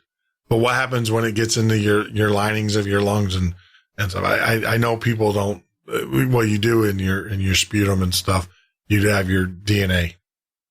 I don't know. I'm sure it's something that's making a lot of science fiction authors out there clamoring to write the books.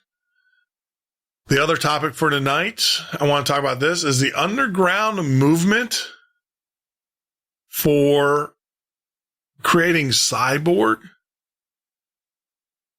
How I became a cyborg and joined an underground medical movement. This came out of Market Watch. So this is not, fringe science here, guys. This is actually out of Market Watch. Market Watch, for those that don't know, they're a very well-known market, and not market like grocery store market, but stock market. Rag. A man with metal horns protruding from his forehead and split tongue poked out between his teeth advanced towards me with a scalpel. I've never done this before, he joked, itching closer. A full sleeve tattoo snaked out from beneath his black t-shirt, extending from a demon on his bicep to the skull on his fist. Are you kidding me?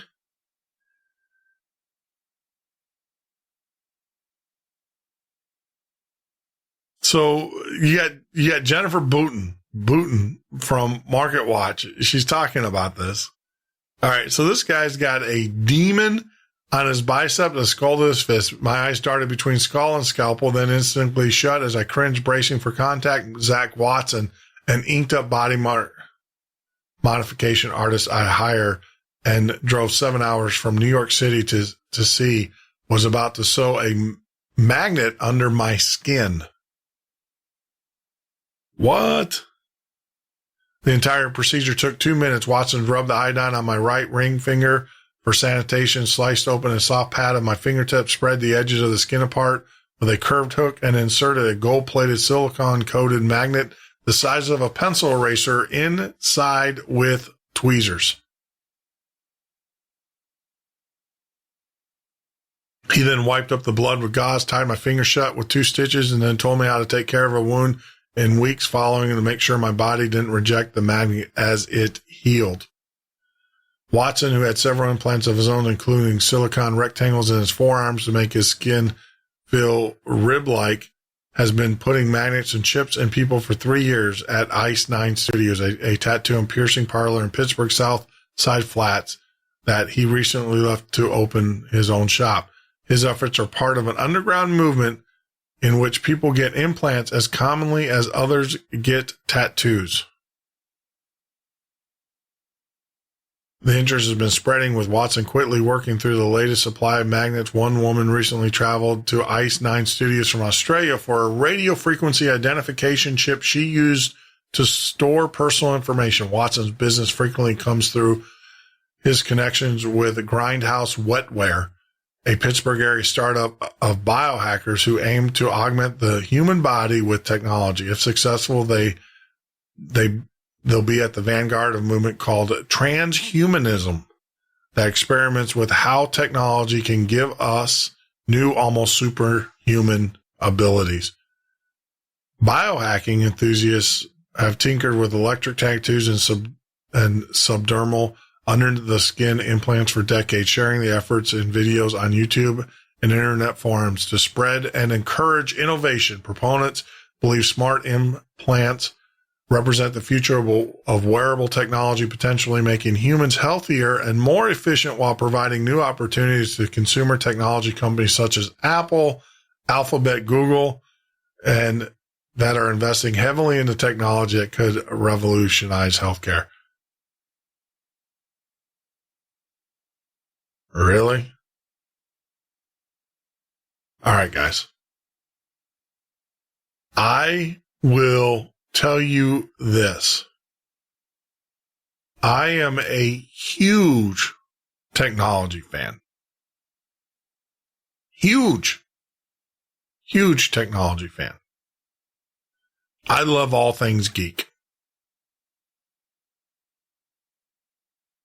But this, and I understand the medical implication. You have the ear that allows people to hear. The cochlear implant, as it's called. You have now eyes that allow people to see. That's right. Kind of like, remember Geordi from Star Trek? Yes. We have prosthetics. We have different things of that nature. But here you have a tattoo parlor performing medical procedures on people. Really? And I can't grow a garden in my backyard in Florida? Do you see the hypocrisy here? And I can tell you, I can't see any, I know that waving my hand in front of a sensor might be easier than putting my phone up. But we have phones. We have those devices. We carry them with us every day. It is scary. It is very scary. It is truly, I would say, I don't want to get biblical, but I would say that this is becoming the mark of the beast. You're going to be abnormal if you don't brand yourself, if you don't put one of these chips in you. You won't be able to buy food. You won't be able to do whatever. And these hipsters, right, are out there doing it because it's cool. But do they not realize that they're just the test bed? It's only a matter of time. It's only a matter of time. That is crazy. Would you take an implant if it could save yourself time at work? In other words, security badges, things of that nature. What do you do when you leave that company? You cut it out? Do they rip it out?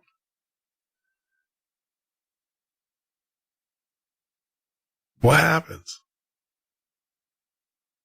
Why, they have memory cards now that you can put all of your medical information in and carry it with you in your purse or in your wallet.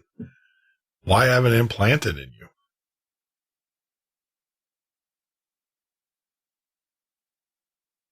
I don't know. This is what we have become. And it's scary stuff. It's just unbelievable. I've always said this too, and this is another on science news. But is virtual reality headsets rewiring your brain? I think it is. I mean, you got to remember your eyes, your ears, your smell, your taste buds. Those are all inputs into this huge, massive computer that we don't even know how it works. And now we're finding out that virtual reality is interacting with those. And when we come back, we'll talk about what doctors have to say here at the Midnight Ocean radio show and podcast. This is the Midnight Ocean with Jeff Norton on the Paranormal State Radio Network.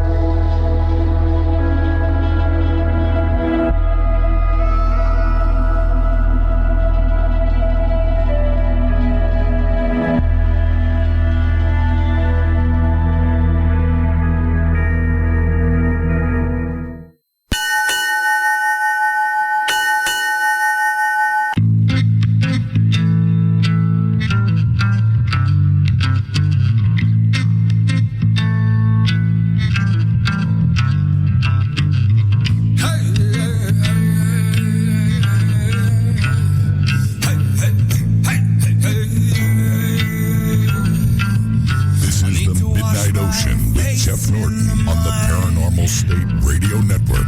I need to feel This is the Midnight Ocean Radio Show. That is Ed Roman song off of his Red Omens album. You can find that on our website at www.themidnightocean.com. I love this song. I love Ed. Ed is just incredible indie artist. Incredible indie artist. I highly recommend that you get out there and listen to his album on Amazon. That is Ed Roman, as in Roman numerals. Good stuff. We can sit here all night and just play Ed music. I don't think that YouTube would like that too much. But it is open lines tonight, so give us a call at 352-388-3900 if there's any of these topics that you would like to talk about or discuss further. To discuss a little bit further, it is open line. Our guest was only with us for the first hour. That's all he could do. I understand. Can't hold a gun to his head, guys. Even though I think it was getting interesting as we started to talk about CERN and some of the things that was going on there. So, but right before we took the breaks, we're talking about, one of the hottest items this Christmas is going to be these VRs, these virtual reality headsets. I'm telling you, I don't know. I mean, I want one. I'm a technology guy. I would love to have one. I really would. I would love to get one of my hands on one of these things and play some of the games. But there is a concern, and it's a valid concern, that these VR headsets, what they're going to do, if they're going to cause, obviously, people who have a tendency to have epilepsy and such, need to be warned about these things. But Boston CBS is reporting it's expected to be the hot holiday gift of the season, virtual reality headsets. We know it's cool, new experience, but there's still a lot we don't know about the technology, especially when it comes to kids. Yeah, your brain is building those neural synapses. And when you plug the brain into a system such as this, what effects are you doing to that? I don't know. I don't know. I'm telling you, it's cool as an adult. I think it's cool. I want one. But I don't know what I'm on the fence on this one with kids. The headset completely immerses users in new 3D virtual world. I felt like I was actually there, said the first-time user. There's no age limit to this. Another virtual reality fan. Can you imagine? I mean, think about this. You could sit in class 24/7, 365 days a year and learn everything, right? And never really step out in the outside world. What is that movie where they all sit in the chairs? Ed or whatever.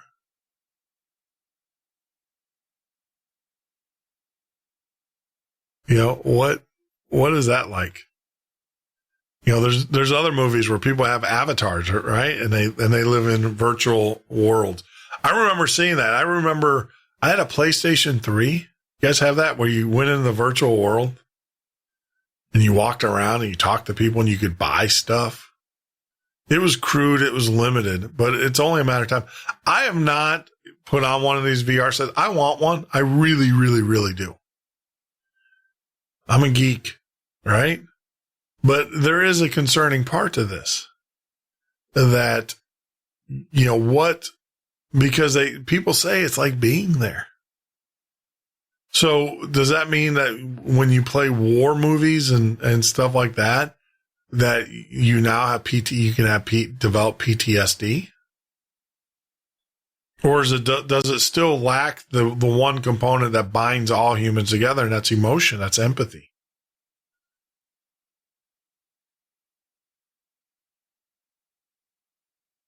I don't know. It is a scary time in which we live, my friends. It is a very, very scary time.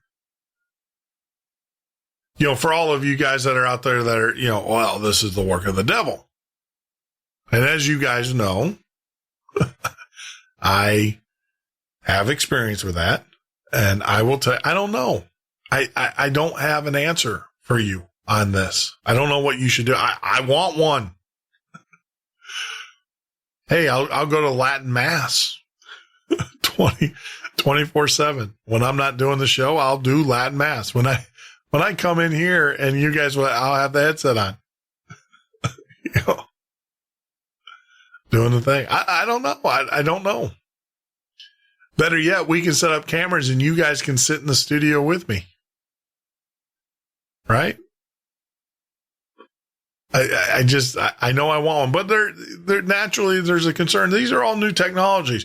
Remember the movie The Jerk? Remember that one? Steve Martin? Some of you guys don't know. Some of the greatest movies, I would have to say, were put out in the 70s and, or late 70s. The Jerk was one with Steve Martin. And it was basically about this guy who was just a complete jerk. He had no social skills whatsoever. You guys remember that? You guys remember that? The movie The Jerk? Remember he built that device that held your glasses, and basically it was a wire with a little nose thing, right? And it held your glasses up, and then you can also hold your glasses with it. It was awesome. And he made millions. And it just talks about how he made all these millions of dollars, and he was still an idiot. Just slapstick comedy. Good stuff.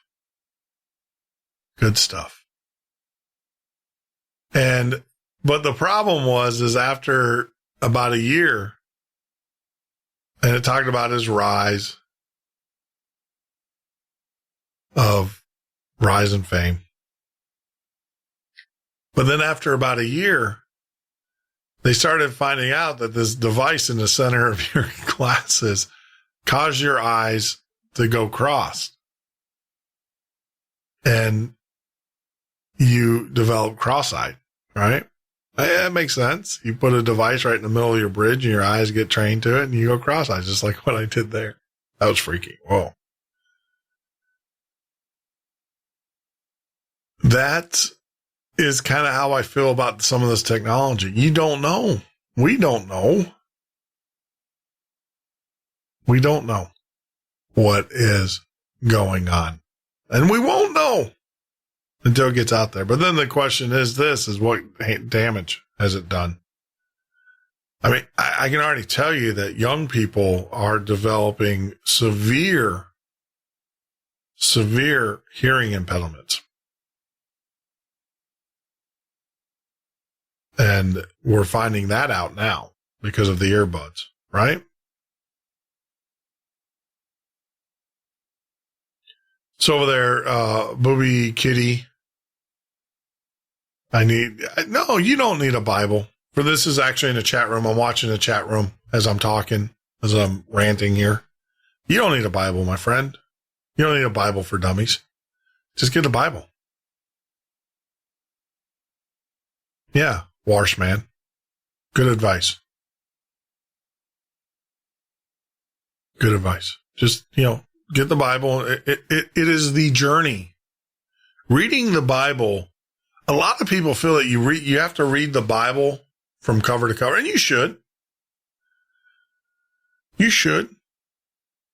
But I will tell you, it's the journey. What I find what's really cool about the Bible is I can open it up, typically, and the section that I read that day is relevant to what is going on in my life.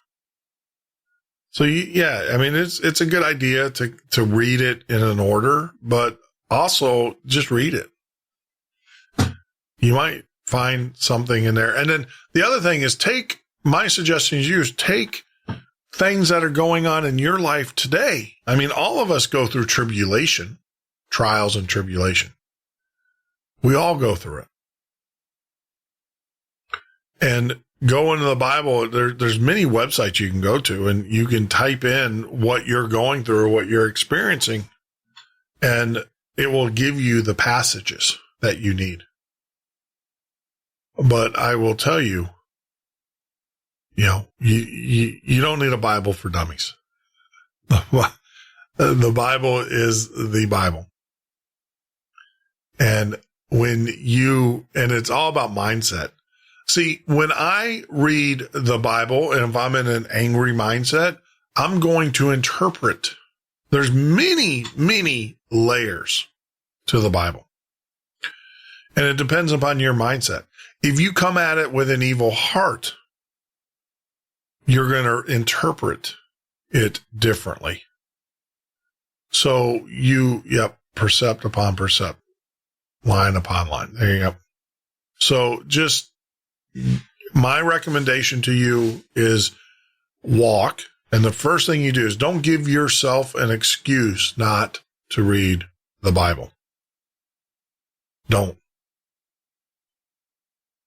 That's the other thing too. We will come up, Satan, the devil, his minions, his demons, his popular culture out there. They will give you distractions and many reasons on why you shouldn't read the Bible. Don't fall into it.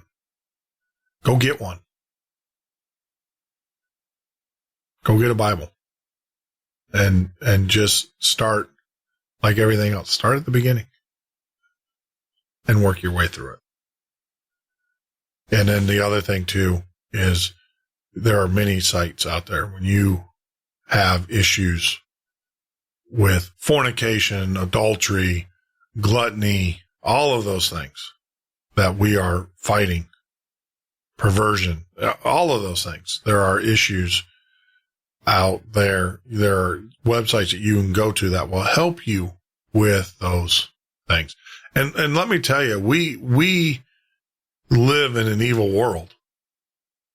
And those are the things that the devil has exposed you to. You might not think that you have an issue with pornography, or you might not think that you have an issue with adultery, or you might not think that you have an issue with gluttony.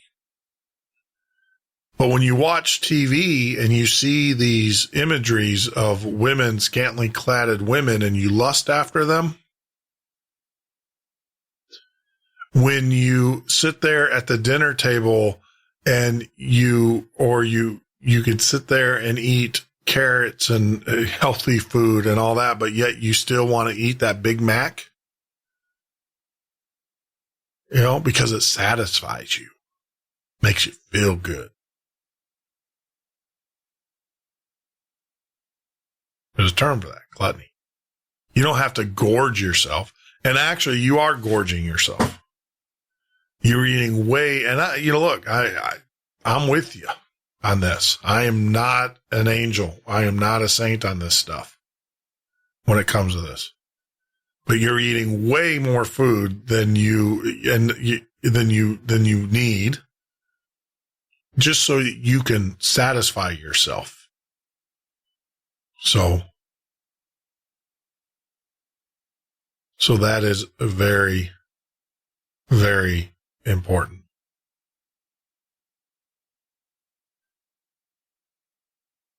Wow.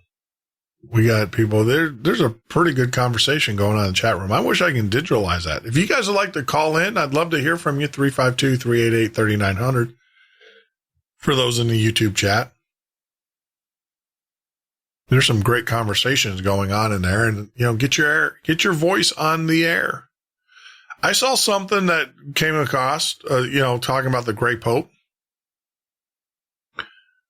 the Orsini family from the Maximus clan. Let me kind of explain to you the Great Pope for those that don't know. We got time. I can probably fit this in. According to their family lore, the Orsinis are descendants of the Julio-Clendidi or Clendon family of ancient Rome. This is a fanciful as well as the alleged connection to the German families of Anhalt, Baldwin, Rosenberg, sporting the same name. The Orsinis also carried on political feud with the Colonna family until by papal bull it was stopped in 1511. In 1571, the chiefs of both families married the niece of Pope Sixtus V. The Orsinis were related to the Boni family existing in Rome until the 11th century. The first member had, in fact, always doubled surname of Bobinis Orsini. The first known members is one Bobone in the early 11th century, father of Pietro, in turn father Galatio di Boboni, he was from 1110 through 1198, who in 1191 became Pope as Celestine III. One of the first Nopius popes, he created cardinals, two of his nephews, and allowed his cousin Gervini Gattino to buy the fiefs of Vavico, Loricino, Roccavini, and Nettuno, who formed the nucleus of the future tutorial power of the family. The Bobini surname, when lost with his children, who were called De Bono Finium Ursae, two of them, Napoleon and Mato Rossi the Great, increased considerably the prestige of the family. Do you hear that? Napoleon? The former was the founder of the first southern line who disappeared with Camillo Pardo in 1553. He obtained the city of Monopolo, later a courtship with the Popol Gonfalonian. So you can understand that these guys go back a long, long time. The second southern line, the rise of theirs, did not stop with Nicholas, Bertini's son. So you can see the Poggino line, the Montenegro line, and the Barsino line. So you can see the Granavan line. So there is a huge line of successors of the Great Pope, or the Orsini family. Now they still have buildings. The Berzina Gardens, a late Renaissance manifest gallery of bizarre sculptures and architecture commissioned in the 16th century by Vicino Orsini. And it includes also a palace designed by Bersani Parisi, beginning in 1525. The Gina courting Orsini was finished by his son Vicino. The Orsini Palace in Rome, including the Theater of Monticello, Pizzini Osari, Pio Regadio, also in Rome. They have 5 castles. Tony Orsini is still current. Still here, the Tower of Ronio. So then you get into all of you see a family having a huge, huge bloodline all the way into Iguanas Loyola University. Sound familiar? And then they go into Italy. So you can see that this family's bloodline is long and very deep and started out in ancient times. So I'm trying to think that I believe the Great Pope is now a order of the Jesuits now.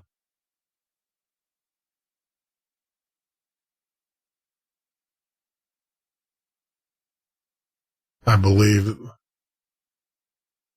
Yeah. So this family. Yeah. Pepe Orsini. Yeah. Pepe Orsini, the Great Pope. He's the most powerful man right now in the conspiracy over the world, but is Rome okay.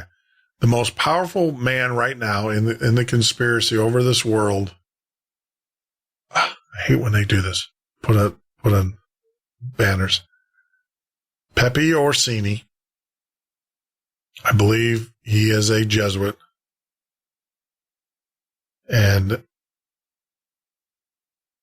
Yes, he is a Jesuit. I just got confirmation on that. The most powerful man right now in the conspiracy over the world is a Roman by name of Pepe Orsini, by the powerful Roman papal bloodline of Orsini, also known as Orso, and the ancient Maximus family.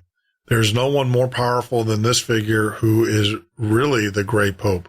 Pepe Orsini of the Roman Maximus clan has the Grey Pope and is the king of the Holy Roman papal bloodlines, above the Rothschilds and Rockefellers, but in line and of equal stature to the Breaksphere, Aldonati, and other papal bloodlines. Can you believe that there is even papal bloodlines? That these popes, even though they are far strong throughout the world, are someone related? Pepe Orsini, the Roman Maximus clan, the Knight of Malta, Tom Cruise donated to the Opium Population Trust of Manchester, England. He and his father are major depopulous. Both are tied to the papal bloodline Orsini family and most powerful family to complete control of the conspiracy. Pepe Orsini is the Grey Pope, working with his Black Pope in the Society of Jesus, which are Jesuits. The Orsini Maximus or his family are the Zoroastrian shadow hierarchy of the Jesuit order.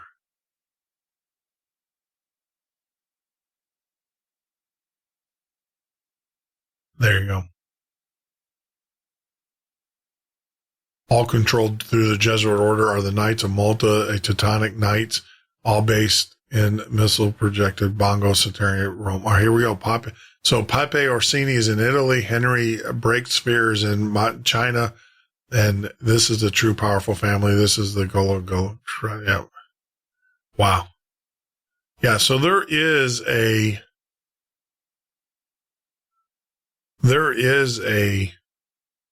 bloodline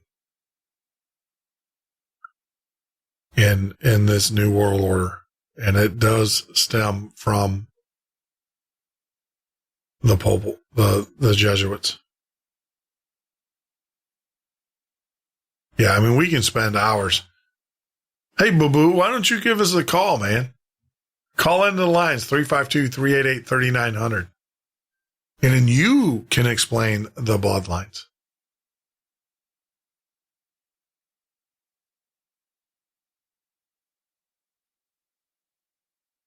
You can explain the bloodlines to our guests. You have a lot of information. Yeah, guys, it's out there. I will tell you, I had Leo Zagami on the show, and he is part fiction fixture of the New World Order and the Illuminati. And look, and he flat out said the biggest problem that he has, he is the Grand Master of the Masonic lodges in Rome. Right? And he flat out said the biggest problem that he has is the introduction of the Jesuit orders and the Catholic Church into the Masonic lodges, and they are bringing with them the New World Order. A lot of you Catholics don't realize, I'm a Catholic. I was born Catholic. All right. Look, I'm a recovering Catholic. But I will tell you that there's corruption in all things, right? And I don't want to say, and how do I say this? I know Catholic priests. I know Catholic individuals who are awake, who understand that the Catholic Church is corrupt and it has these fights. You know, some of the fights that you never hear about, and you hear about these conspiracies within the church, the Vatican City. You would think the holy city of all places would be one of the most peaceful places ever. No, it's not the case. They have major conflict there at the Holy City because of the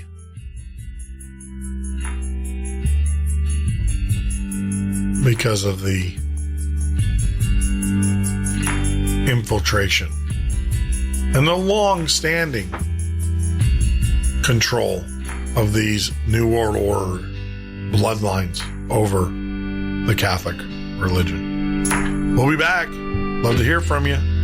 Open lines. This is the Midnight Ocean with Jeff Norton on the Paranormal State Radio Network.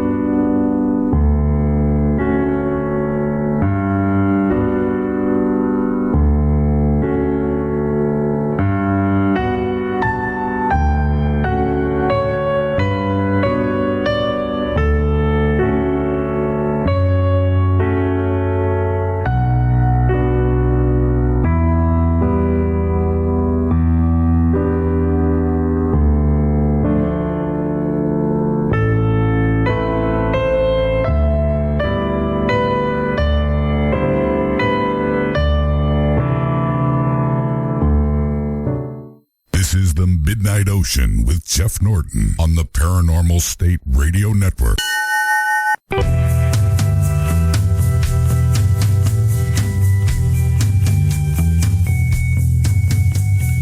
Oh, that's right. as we cruise on into the midnight, into the wee hours of the morning. It is that time. It is Tim Hortons time. As they said in the thing. Yes, Tim Hortons. I am drinking. Yes, it is. I have my Tim Hortons. Hold on. Let me bring it in here. I got my Tim Hortons mug. I need to get one with it so when I drink it, you guys can see the logo. So, yes, I do have my Tim Hortons. Great coffee. Great coffee. If you guys are joining us for the very first time on YouTube, make sure you hit that subscribe button. Please, I beg you. I beg you.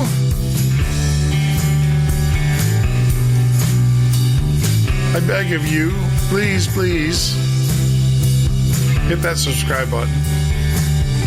I'm not going to get on my knees, though. I get on my knees for no man.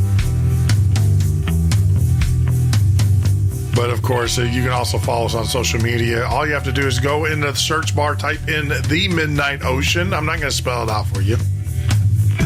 If you can't spell The Midnight Ocean, we might not want you as a listener. No, we want all our listeners. We are an equal opportunity enlightener. And so it is open line night tonight, so give us a call, 352-388-3900. I would like to stay on topic tonight, which right now we were talking about the gray pope and the black pope. Now, as we switch topics, you can feel free to give us a call, but I'd like to, if you call, please stay on the topic that we are talking about and everything. Give everybody the opportunity to participate. Don't be shy. Don't be bashful. I will nurture you. I will make sure you are taken care of if you want to call in. 352-388-3900. I'd love to hear from you. Love to hear where you are listening from. There is a lot of traffic going through the chat room. It's pretty cool. A lot of interesting concepts. So that is cool. But feel free to give us a call, 352-388-3900. If you are outside of the United States, you can always reach us by Skype by typing in TMO listener in your Skype. He'll bring you to us. Want to talk about something here too for all of you guys who have the cheap smartphones. And I can tell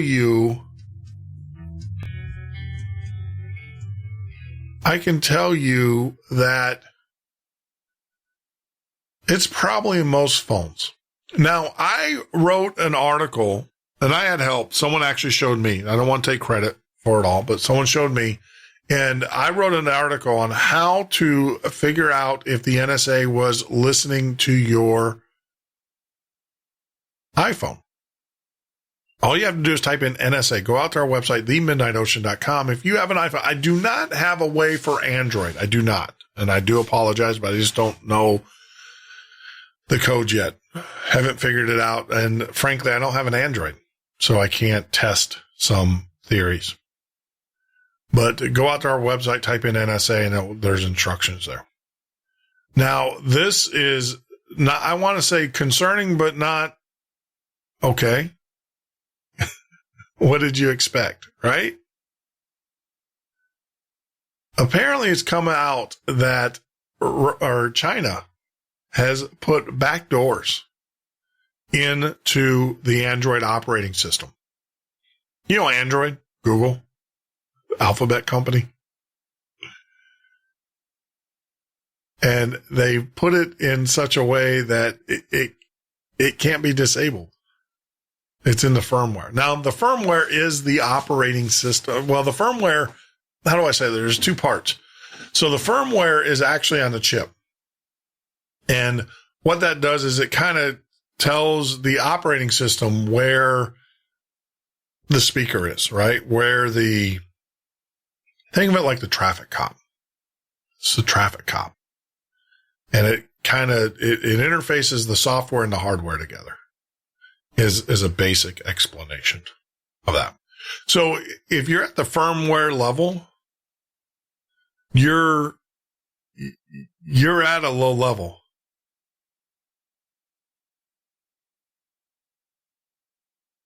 You're at a very, you're at the lowest level within the system. So what they have discovered is that China has built these cell phones. These companies in China built these cell phones with the ability for them to report back to the mother country. And so for about $50, you can get a smartphone with a high definition display, fast data service, and according to security contractors, a secret feature, a backdoor that sends all of your text messages to China every 72 hours. There you go. So these smartphones that you're buying, that you're purchasing, and it looks like it's the lower dollar ones, but it's also the higher dollar ones. Those are going to the NSA. Security contractors recently discovered pre-installed software in some Android phones that monitor where users go, whom they talk to, and what they write in text messages. The American authorities say it is not clear whether this represents secretive data mining for advertising purposes or Chinese government effort to collect intelligence. Really?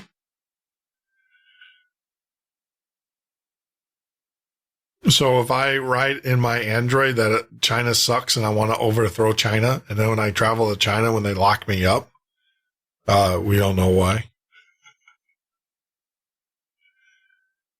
Look, I can tell you that if the Chinese have a backdoor, the American government knew about this backdoor a long time before that.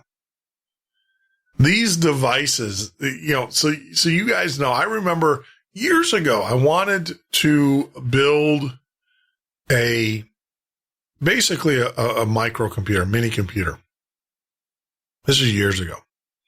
And this computer was going to just be a CPU and the RAM. And then what you would do is you would plug in your hard drive. You would build like a stack around it, right? And then your video processing card, same thing, through interface. So it was just going to be the CPU itself and then the RAM and, the motherboard, and then all of the ancillary peripherals you were going to buy, and then you were just going to plug them in.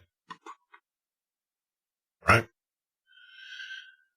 And I found out that so this is the thing. When I built my prototypes, I had to send these prototypes to various government agencies. I had to send them to Underwriters Laboratory. Insurance required that. Government agency. A lot of people don't realize that, but Underwriters Laboratory is actually funded by the insurance agencies, but they're in Dearborn or in Northbrook, Illinois. And I know someone that works there, and the things that are reported there do go to the government, especially when it comes to firearms, when they did their firearm testing and stuff. But, so you had to do that. There's two ways when you file for a patent, you redact your patent so your opponents can't take your idea and basically steal it, right? Or you can rake it, which raking is basically they take a piece of paper and it looks like they take your patent application and they put a piece of paper over it, and it only allows it, to see through certain segments, right? And they call it raking. And then you file it that way. But the problem is but the government has full view of the patent of the information. That's just to keep the civilians from reading your patent. Have a long, extensive history, experience with this stuff. And I will tell you that when it comes to communication, if they deem the device as a communication device, which a computer technically is a communication device, it goes through another set of standards. And those set of standards are things like frequencies, how it works, how the chips work, the OS on the chips, all of this stuff. So you have to disclose to the government basically everything that your device does. And now most people would say, oh, that's That makes sense. You should, right? Should. Well, I can tell you when Docomo in Japan had a digital, and it all made sense to me. 3 years when I was working, consulting with a company, they had digital cell phones in the Asian. Docomo had digital cell phones in the Asian communities 3 years prior to they ever came here to the United States. And we demoed them, and they were cool. I mean, they were digital. The Razor. Remember the Razor? Probably one of the first digital systems based on a digital network.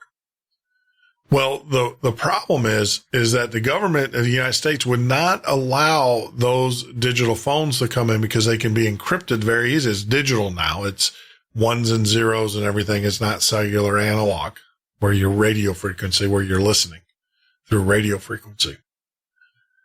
And I got a whole story about that stuff, how we used to listen to those things. But the thing is these are digital, so they can be encrypted. So the government was, wait a minute, you can't bring these in the United States until you show us how they work, so we can build systems to circumvent any type of security that you put on the phone.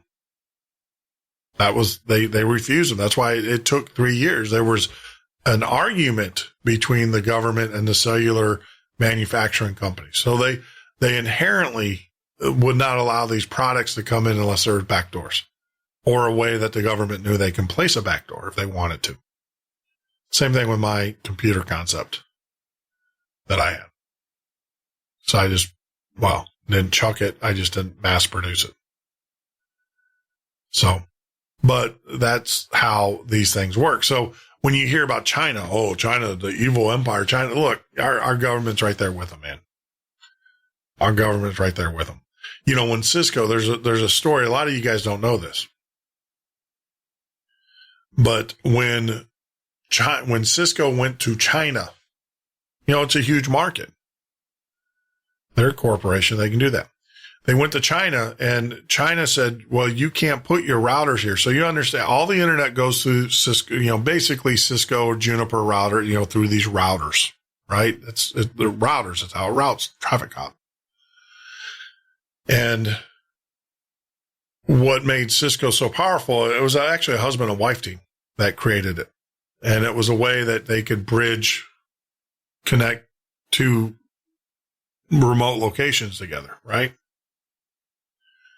And so Cisco wanted to go to China. China came back to him and said, look, no. You can't put routers here unless you give us the back door. In other words, your routers have to have back doors into them. They have to have a way that we can connect into them, turn them off, but more importantly, listen to the traffic that's going across. Now, most traffic is unencrypted that goes across. And so Cisco built those back doors. If you look at most Cisco routers, where do you think they're made? Even the routers here in the United States, where do you think they're made? You think magically those back doors disappeared? No. See, our government allows foreign entities, foreign countries to do this type of stuff because they payload on top of them. I'm just telling you, that's how it works. So when you hear stories about this, don't think evil, China, bad China. You know, it's all government. Now, there is a solution. We have developed a solution. We're going to talk about that a little bit later. We do have ways. There are ways. And there are people, very intelligent people, who are tired of this. And I will tell you this, they communicate very securely. The government can't listen to what they're doing. They might be able to listen, but they're going to get gobbledygook.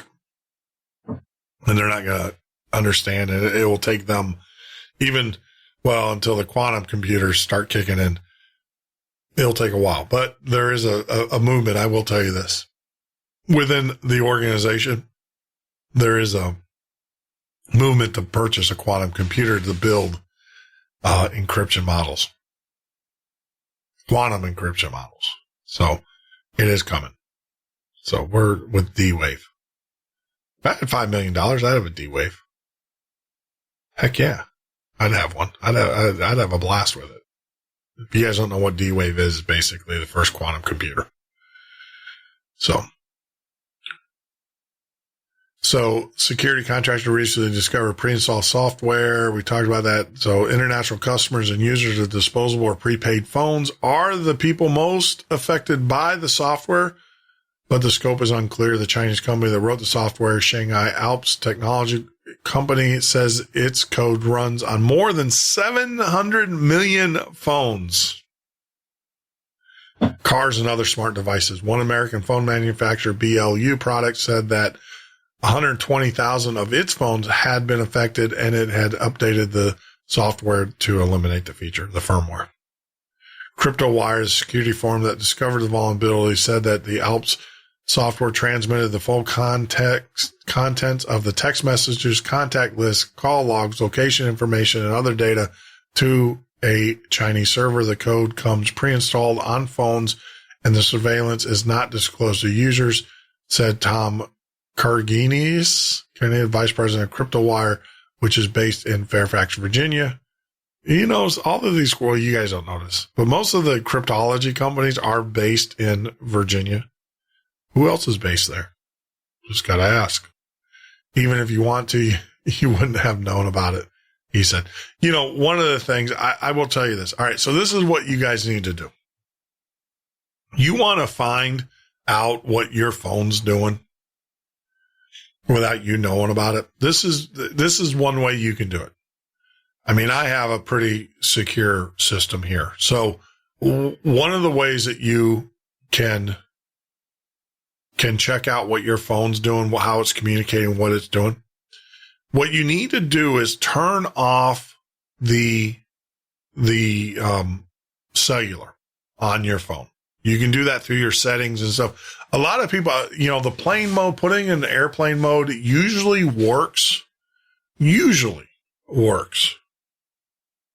But I would go into your your actual cellular phone settings and turn it off there, right? Have your phone only work on your network. This is at home or whatever. So have it connect to your wireless network at home. Now, your wireless router, turn on your logging on your wireless router. Your cell phone's going to get an IP address and all of that stuff, right? It's going to receive one from your wireless router, just like any other computer. And all of the traffic that now goes through your network or through the phone's cellular is now going to go through your IP, your phone. And just watch that log.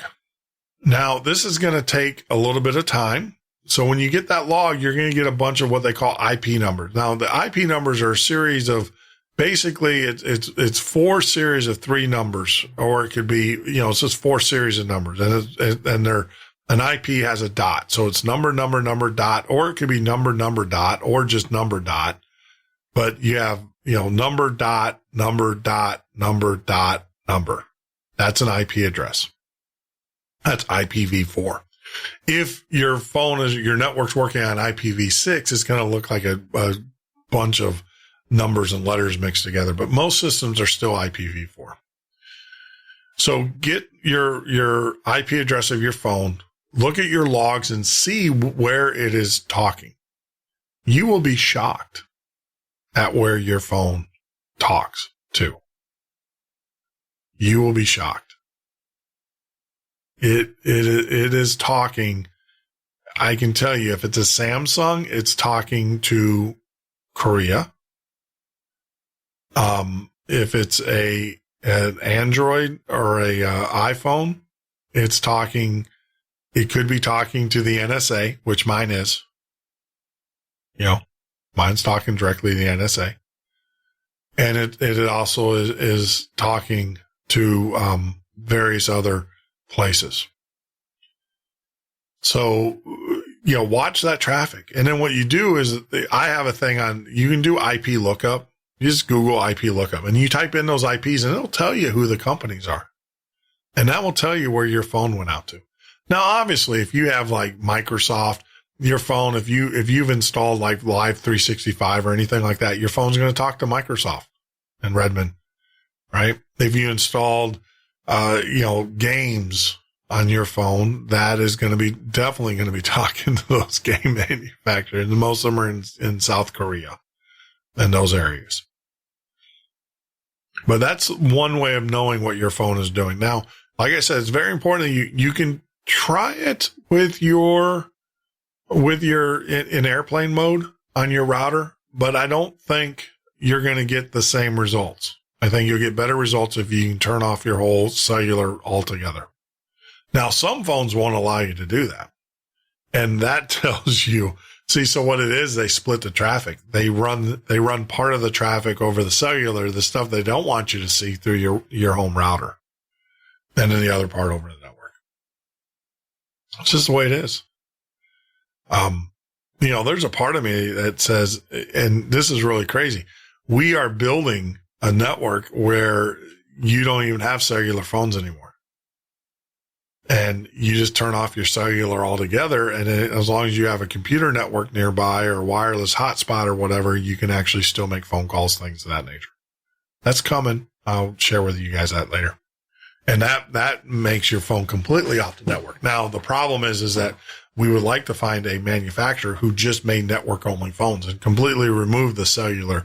The amount of energy your phone would last a long time, much longer if it wasn't hitting cellular, because it's always having to ping the cellular. It's always sending information to that cellular tower. Always. The information that's in that data stream, I can't tell you. I am actually forbidden to tell you what's in that data stream. But think about it. Okay. I can't, like I said, I have NDAs, non-disclosure agreements. I can't tell you what's in the data stream that goes to the cell towers, but what would you think what would you think that was in there? And I would just say yes to that. Okay.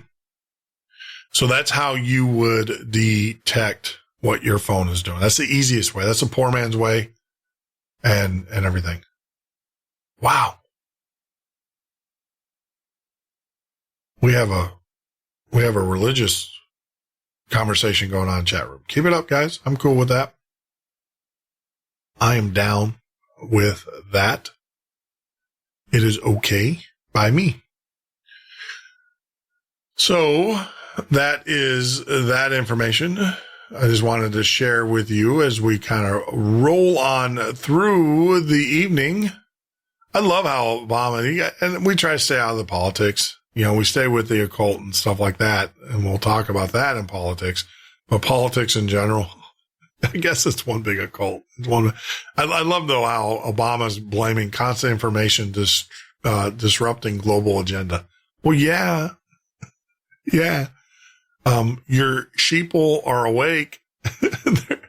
You are either a sheep or you are a shepherd.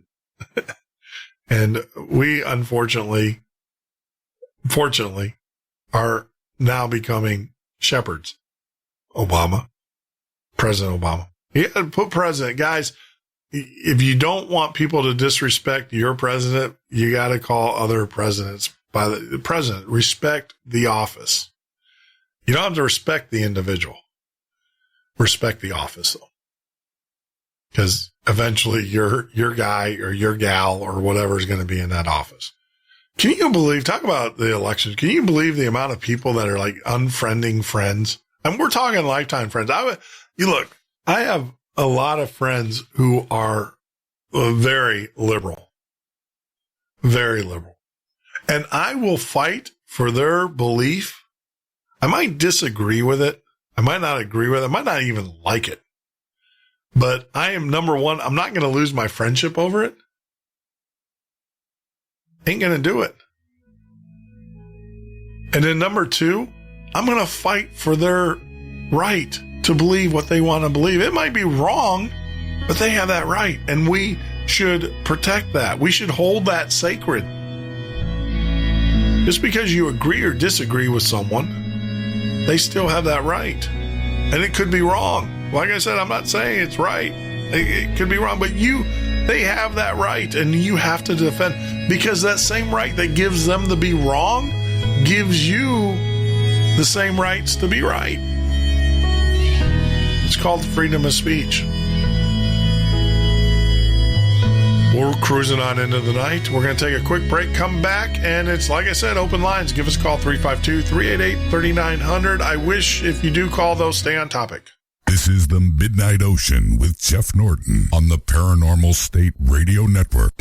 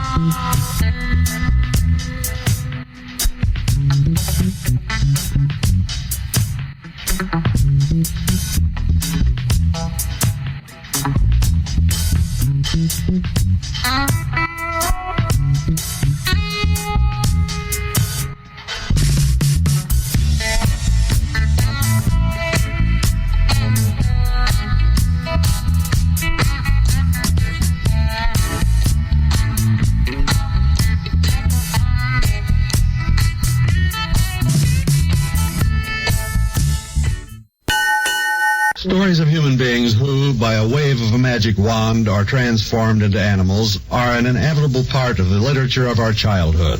But now and then, we come upon an incident which makes us pause and wonder whether our childish imaginings are quite as childish as they seem.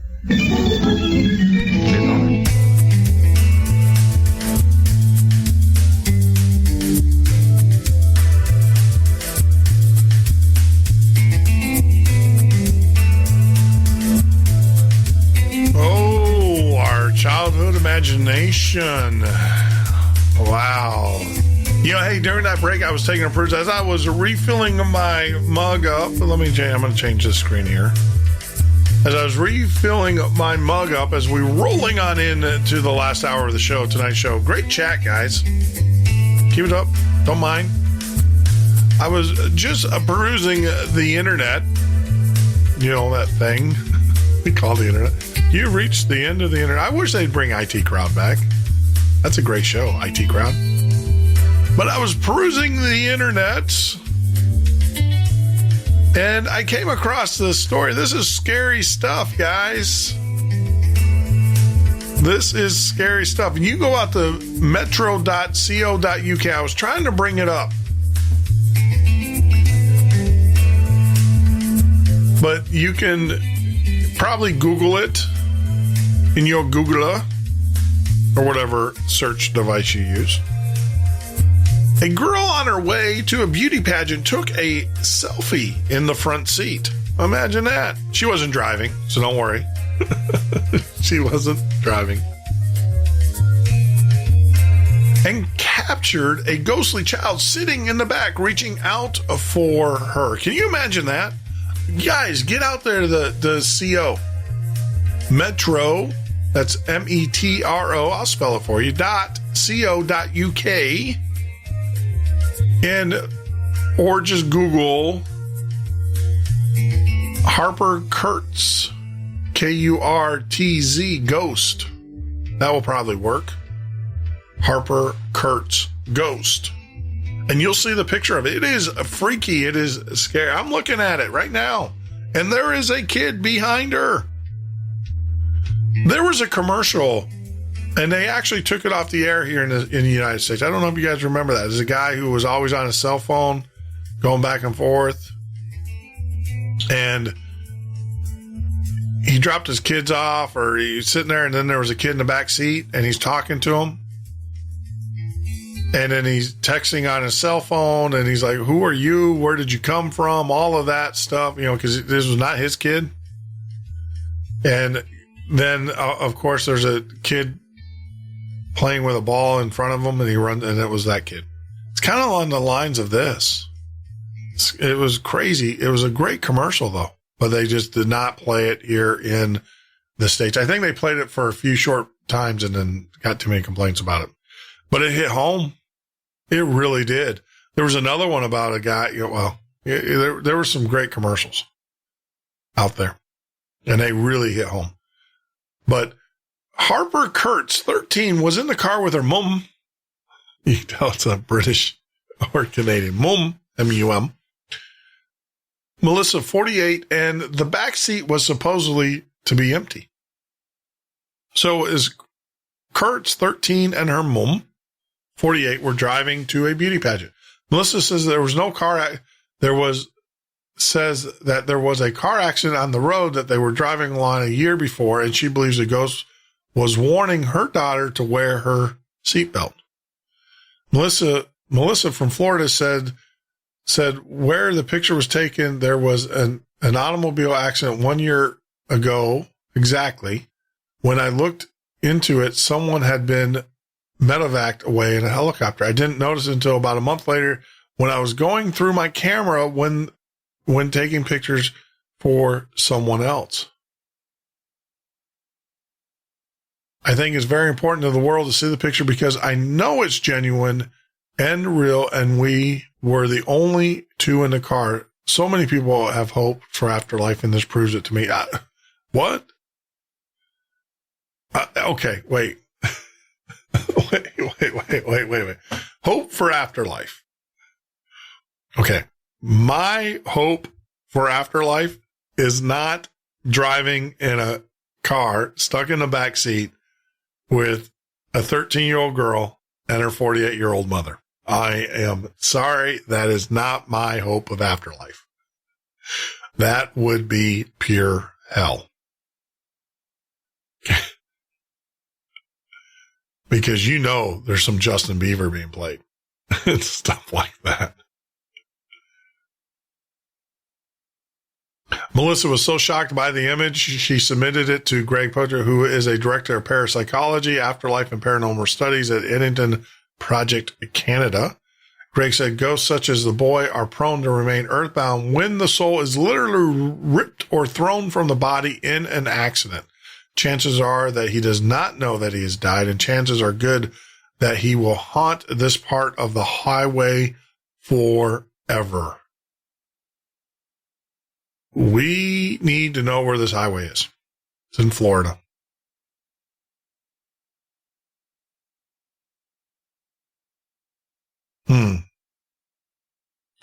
We need to do more research because that is not true.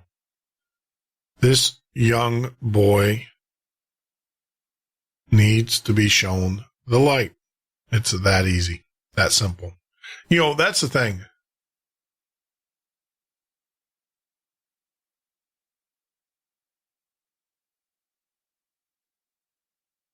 No, what are you guys talking about? Thanks, Joe. No, that's all good. You guys are all in the chat room. No. Use the chat for what it is. The only rule is no attacks on people and do not reply back to attacks. It's your chat room. So go ahead, use it. And I don't mind you guys sharing biblical quotes.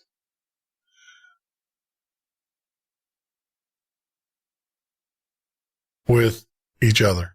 That's awesome. And you, Debbie, over in the Skype chat, I don't know what's going on with your computer, my friend. But you can join. Hey, the gang's all here over in YouTube land. But no, you guys feel free. No, come on. I'm not going to ban you. I'm not going to ban you for sharing the gospel.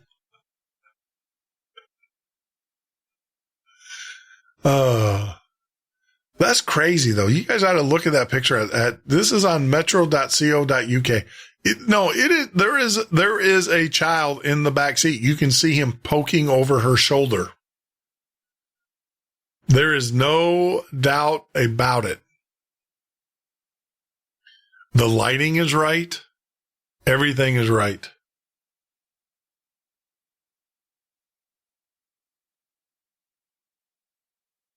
Debbie, did you hit the play button on when you go to the site on Spreaker? You got to hit the play button.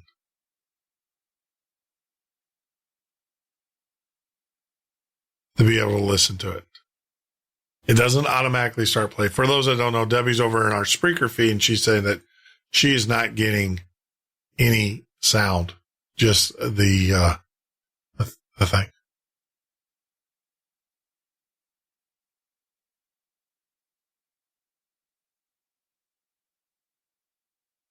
That is crazy. That's actually insane. That I will tell you that picture is very convincing. Now, the only thing I have to say is either it is real or there is a child in the back seat and they're just pulling everybody's. They're just pulling everybody's leg. Because there is clearly a child in the back seat of that car.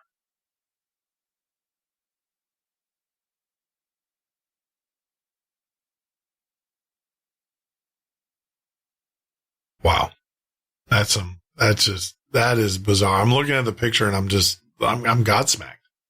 And, because I'm reading a British magazine. You got to use Godsmack. That's how they say. I learned that.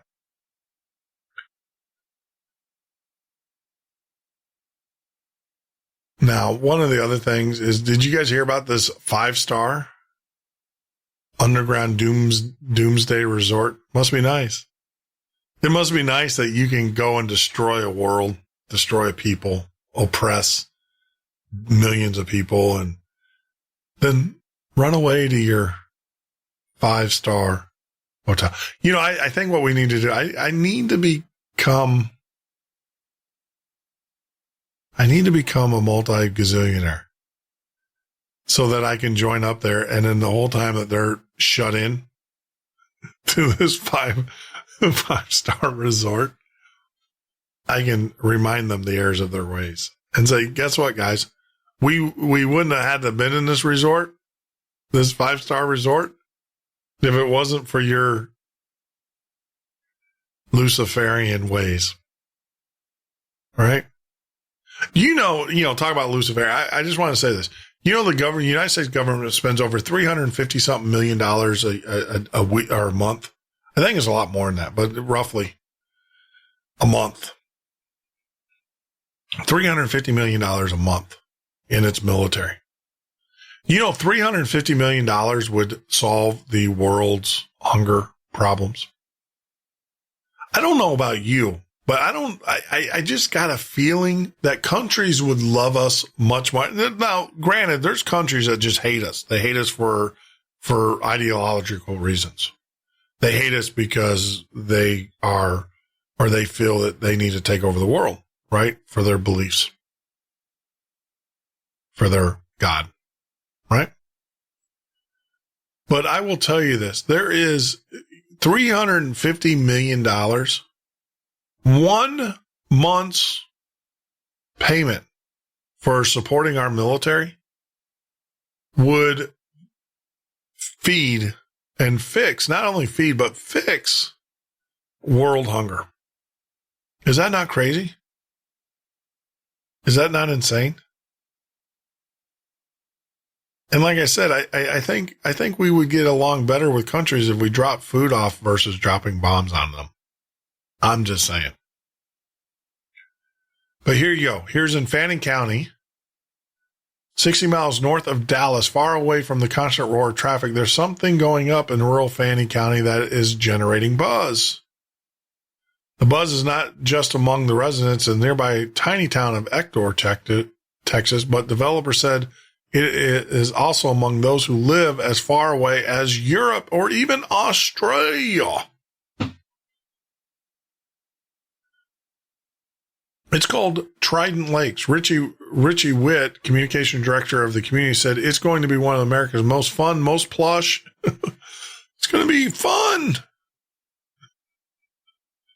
as you wait out the apocalypse. It's going to be fun, most plush, and also one of the safest neighborhoods. It's going to be a 5-star resort with DEFCON 1 preparedness. The 50-foot solid marble statue and fountain costing $3.4 million being built just off the Highway 56 offers a peek of what's to come, where developers lure potential residents who may have a bunker mentality and are preparing for doomsday, yet still enjoy the lap of luxury. How would you take your macchiato latte? Oh, and look at the lovely view of the mushroom crowds and the starving people.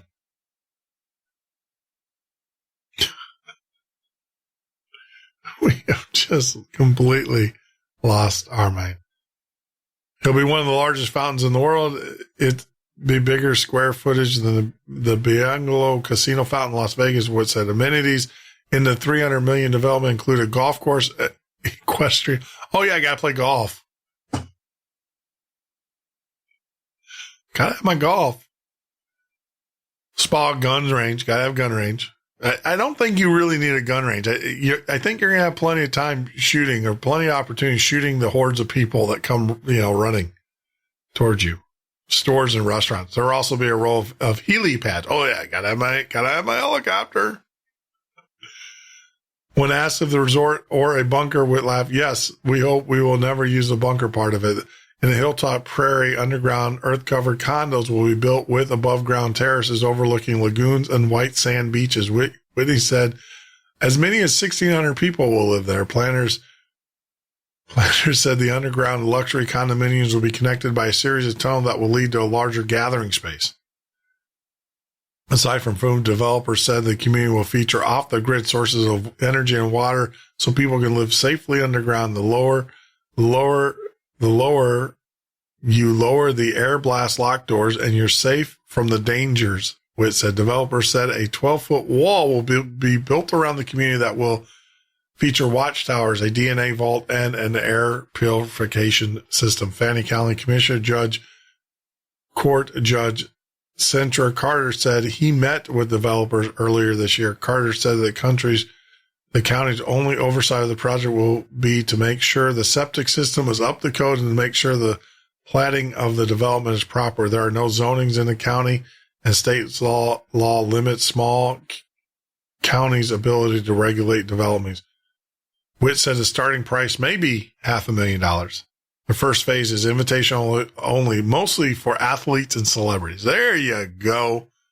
That's who we want to survive we want our athletes and who's going to entertain us? Who's going to entertain us? Oh my goodness. Phase 2 is for everybody else. Oh, thank you. Oh, we appreciate it. And there are already waiting lists of 500 people from across the county, Canada, England, Australia, and New Zealand. But wait, don't you have to immigrate here? The first residents may move in early in first quarter 2018, even though the entire development won't be completed by then. Witt said investors have already purchased property in an undisclosed location, Ohio. There you go. Where they hope to build a similar community to Trident Lakes. More to come. Oh.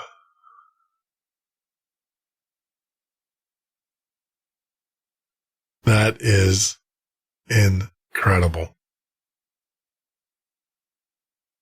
That is incredible. How about this, guys? Why don't you invest in fixing the world?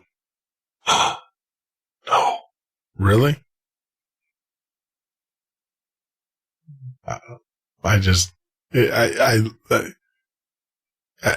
know. It just, and like I said, it sure in the heck isn't your mechanic that's creating these problems that make Russia want to destroy us and China want to nuke us.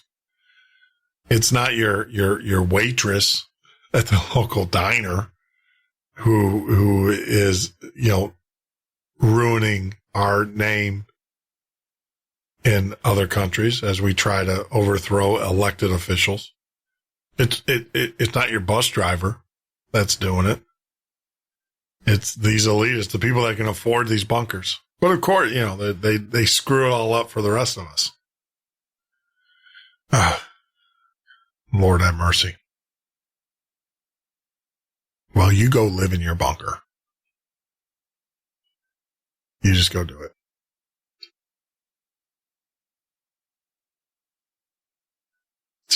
Just incredible. The amount. Wow. Well, as we roll on into here we go. We can go to a hotel and get your head fixed. You guys interested in that? I am. The world's first neuroscientist in residence helps hotel guests maximize brain power.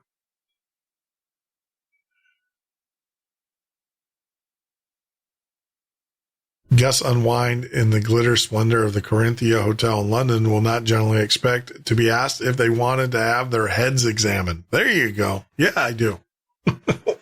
Hey, I'm here for the head examine.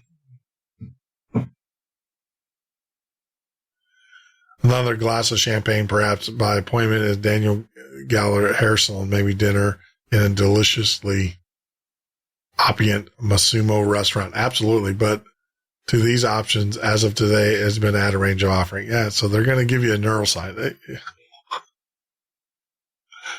Oh, my gosh.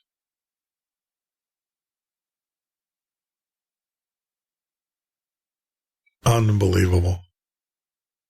The Brain Power resident pack, including overnight stay with superior king room dining and breakfast for the Brain Power menu and mindful massage and yoga, costs £618 per person.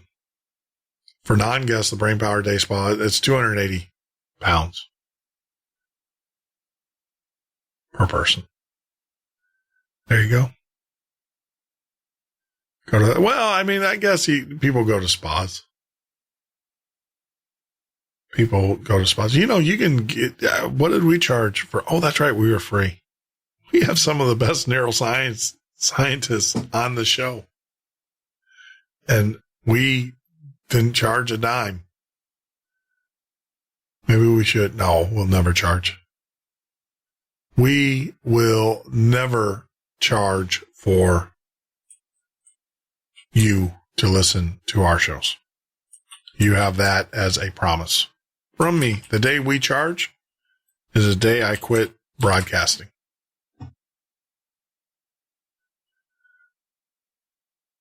Let's see what's over here in paranormal news as we rip and read. This is what they call rip and read, guys. It's a technical term.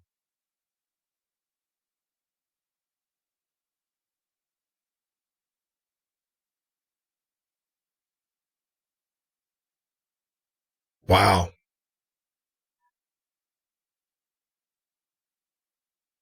This is disturbing. The Purple Revolution. We need to look. I believe there's some occult significance to this, to purple. Clinton signals starts of American Purple Revolution. The Clintons have embraced purple to mark the launch of a color revolution in America to take power away from Donald Trump after Hillary's remarkable defeat. It wasn't remarkable. She got beat. It wasn't remarkable. You know, look, she got beat. They're making it sound like it was what was remarkable? She got beat even though the fix was in. Remarkable defeat in the election, the enterprise. And I actually think the hand of God kind of had something to do with that. I'm just going to tell you, I'm not one to prophesize, but I'm going to say, I think the hand of God had something to do with this. Because I can tell you the stuff that if you watch last night's show or listen to the last night's show, the stuff that we learned about Hillary Clinton's inner circle is disturbing, if not sickening at best.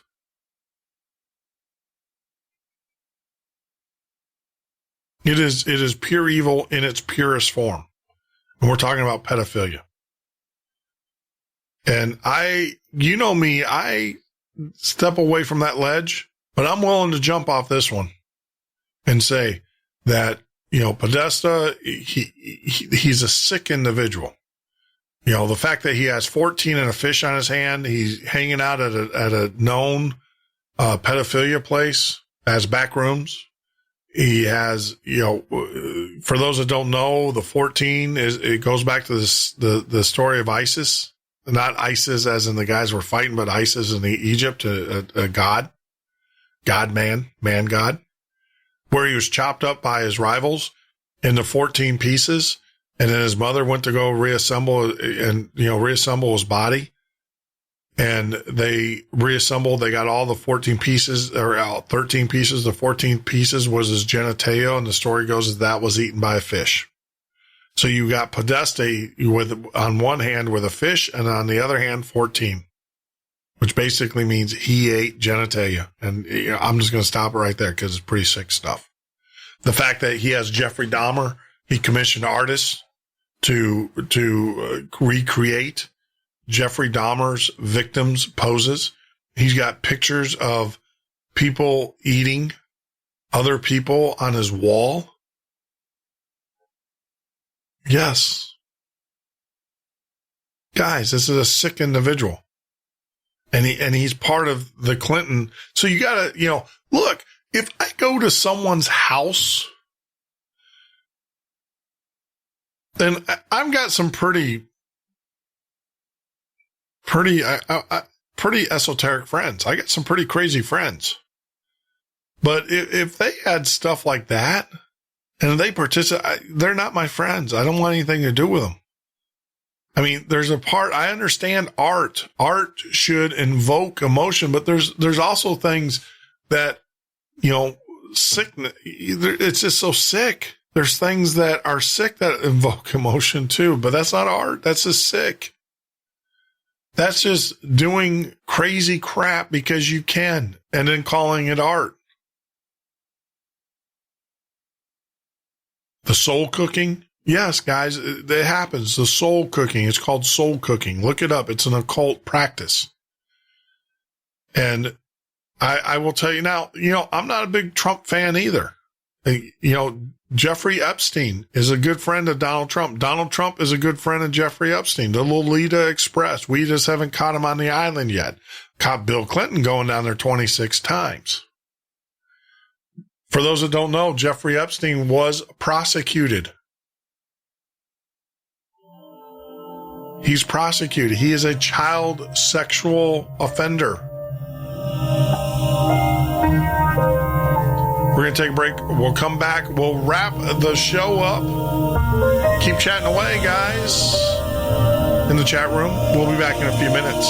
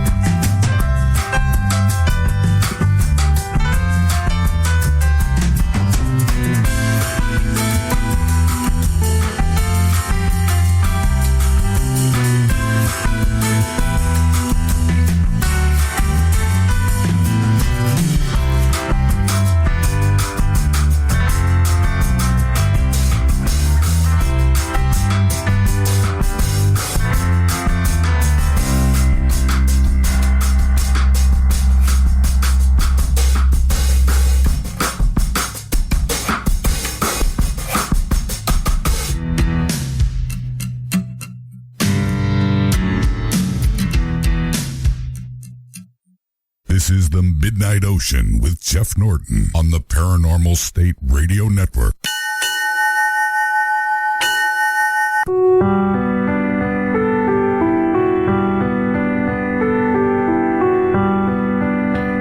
That is right. As we roll into the last segment, this is the Midnight Ocean Radio Show and podcast. I am your host, Jeff Norton. You can join me live here every weeknight from 10 p.m. till 2 a.m. Eastern Standard Time, or on the web at www.themidnightocean.com. But getting back to right before we went to break, we're talking about Clinton's new purple revolution. The Clintons have embraced purple to mark the launch of a color revolution in America to take power away from Donald Trump after Hillary's remarkable defeat in the election. The enterprise has been funded by none other than the puppet master himself, George Soros. Please let me introduce you George Soros to those that don't know. George Soros has, on many occasions, gone out and said he don't care about anybody but himself. He has said this. He has one job and one job only, and that is to do whatever it takes to make money. That is right. I'm not putting words in his mouth. These are words that he used himself.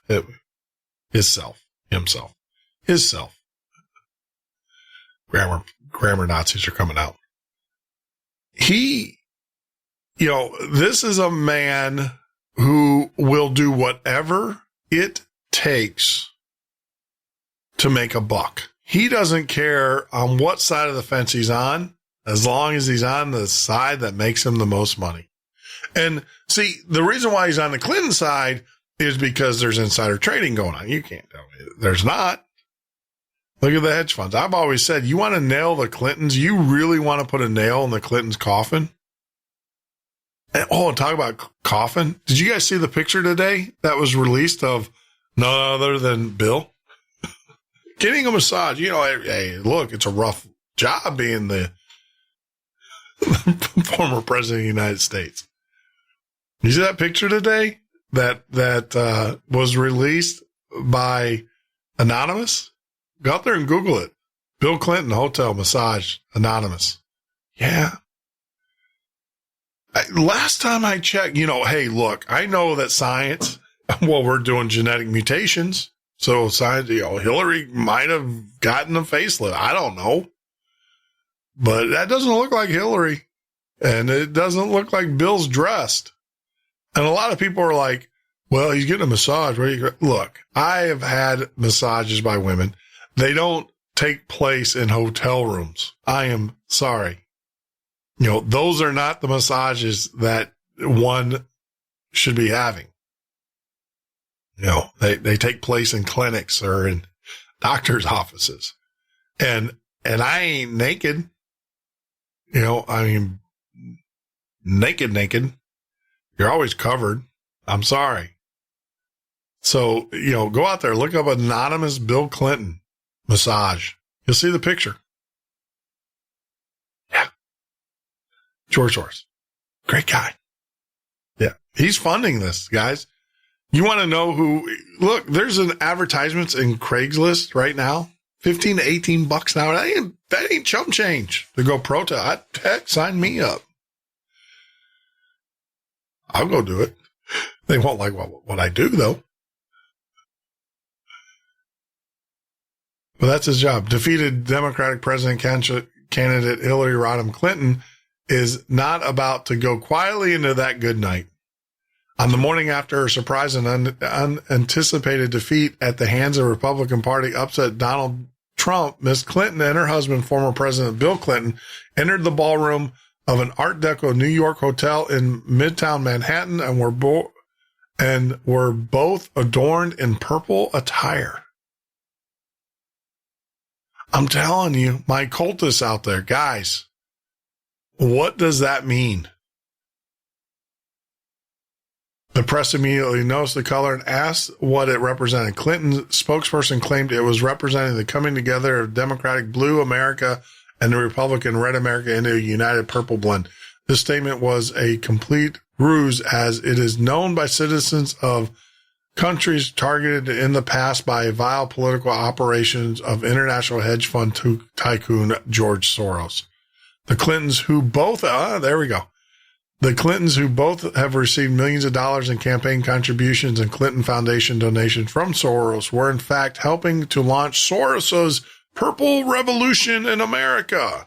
The Purple Revolution will resist any efforts by the Trump administration to push back against the globalist policies of the Clintons and the soon-to-be ex-President Barack Obama. The Purple Revolution will also seek to make the Trump administration a short one through Soros-style street protests and political disruptions. Look, let me kind of explain something. Soros, I'm just going to say,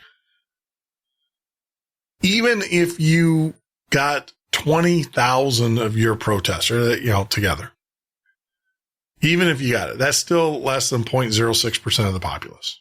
And now they're finding most of the people that are protesting didn't even vote. And it doesn't, protest all you want to. Ronald Reagan once said, and, I want to share this with you because I think it's actually important. This is what Ronald Reagan said about protesters. Let me cue this up. And, this is so true. This is what Ronald Reagan said had something to say about protesters. They were going to physically destroy the university. Now, why did you negotiate many times? Negotiate? What is to negotiate? What is? Well, the university is a public institution. That's right. But the university, its own community, and for the community of Berkeley that live around it. All of it began the first time some of you who know better and are old enough to know better let young people think that they had the right to choose the laws they would obey as long as they were doing it in the name of social protest. There are cities in Michigan. I mean, that is so true.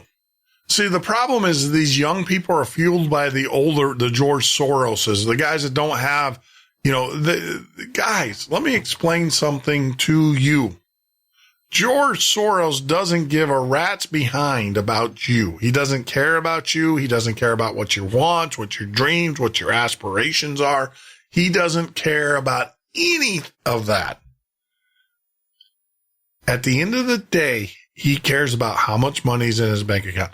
The reason why he's making this investment is because of the thing called insider trading. I've always said, and it goes back to my point that I made earlier before I was interrupted by the commercial breaks. If you want to nail the Clintons, if you want to truly nail the Clintons, look at George Soros's nephew. Oh, by the way, that he's married to Chelsea Clinton. Look at George Soros's nephew and his hedge fund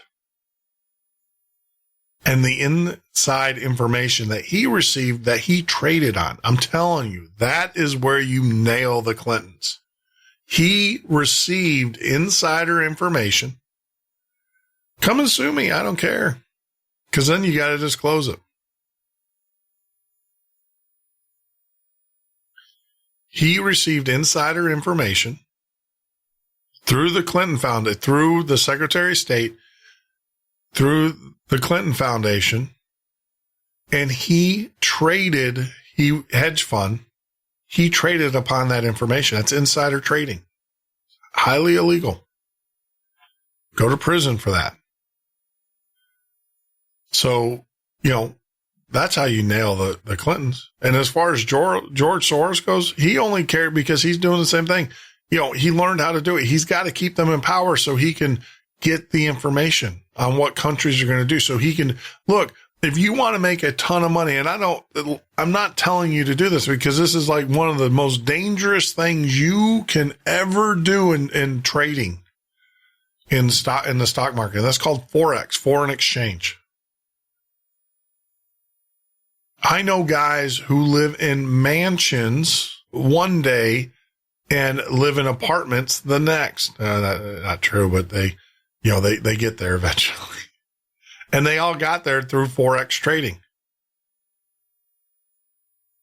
We're talking vast amounts of money. And these are currencies. And you're trading in countries, basically. That's what you're doing. So you have each country and you're trading in their currency. So who knows more about a country? Who has more resources, more inside information to the status of a country, where they're going than the Secretary of State? She's got her spies everywhere, right? Our spies, or whatever. I'm just telling you. And, you know, the hedge fund, her son-in-law, his nephew, they were colluding. It's there. Look for it. You'll find it. You will find it. It's called insider trading, guys. In his hedge fund.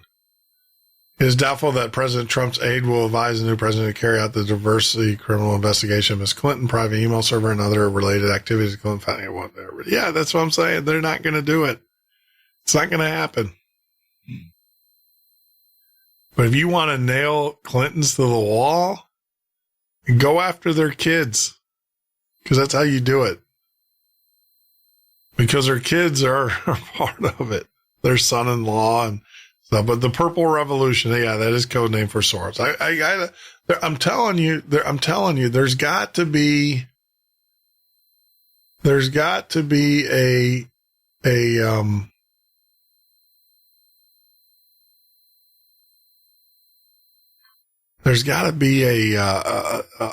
an occult significance of purple. I'm telling you, there's got to be. I'm not, we'll look it up later.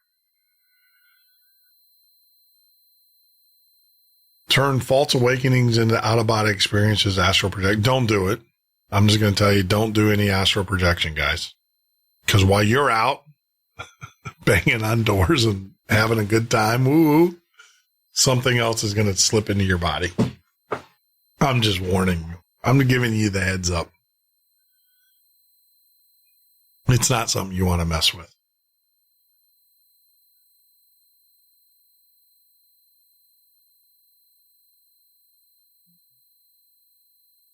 Well, that's just kind of just going through all of the news. How to spot a witch. I think this is something that we all need to know. I think this is very important. They're out there. Look, I can flat out tell you, I believe in demons. Know without a doubt within my heart that they exist.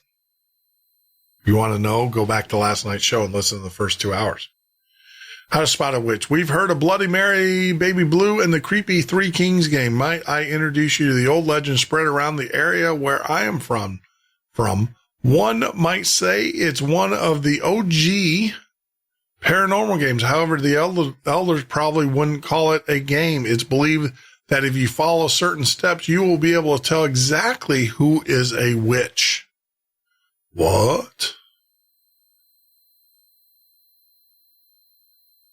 On the St. Lucia, which is on the 3rd. All right, so I'm going to give you a warning here. This is for informational purposes only. I'm doing this not because of legal, because I don't care what the lawyers say. I'm saying because I care about your soul. Sometimes we talk about things that are edgy here. Sometimes we do discuss those things, and that's the nature of the show because it's all about information. But I don't recommend that you go out there and start doing this stuff. A lot of people say, well, why share it? Because information is information. Who knows? I might need to know if this person's a witch. On St. Lucia, which is on the 13th of December, one should start building a tripod chair.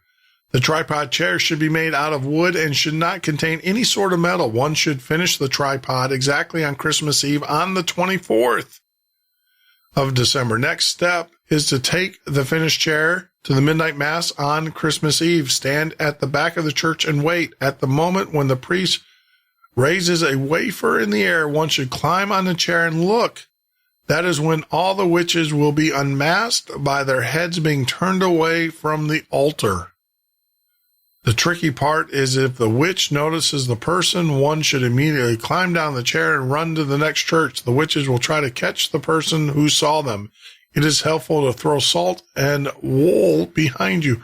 It supposedly slows the witches down, and if the person makes it to the next church, one is safe. However, if the person doesn't make it, the witches will tear them apart. That's not a game I want to play.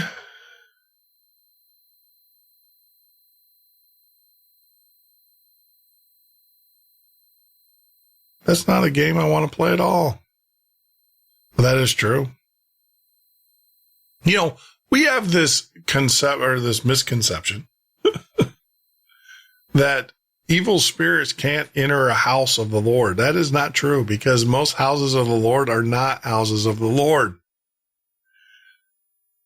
I'm sorry. I'm sure I'm going to offend some of your senses, but they are not. When they allow abominations and when they allow things, I mean, look, I'm one of these people. I hate the sin, pray for the sinner, love the sinner, because I'm a sinner. But when churches openly allow abomination, when they allow things that go against the word of God into their midst, they're not a church. They're not a Christ church. Now, that doesn't mean we as Christians should turn away. No. That does not mean, not at all, but we shouldn't allow it in our churches. Those are where we come together to praise Jesus and his Father.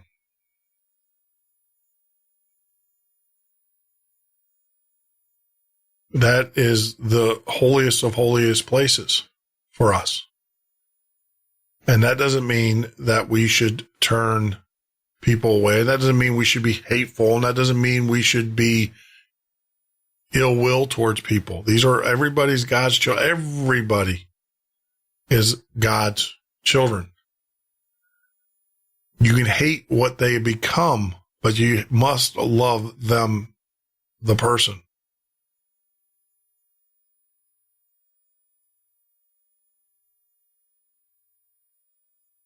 But I will tell you that churches are not the sanctity that you think they are. They're not the salvation. There is evil that runs in most churches. Even Jesus Christ, if you remember, Jesus never stepped foot in a church. He went to the temple, and what did he do? He destroyed the money givers. Yeah.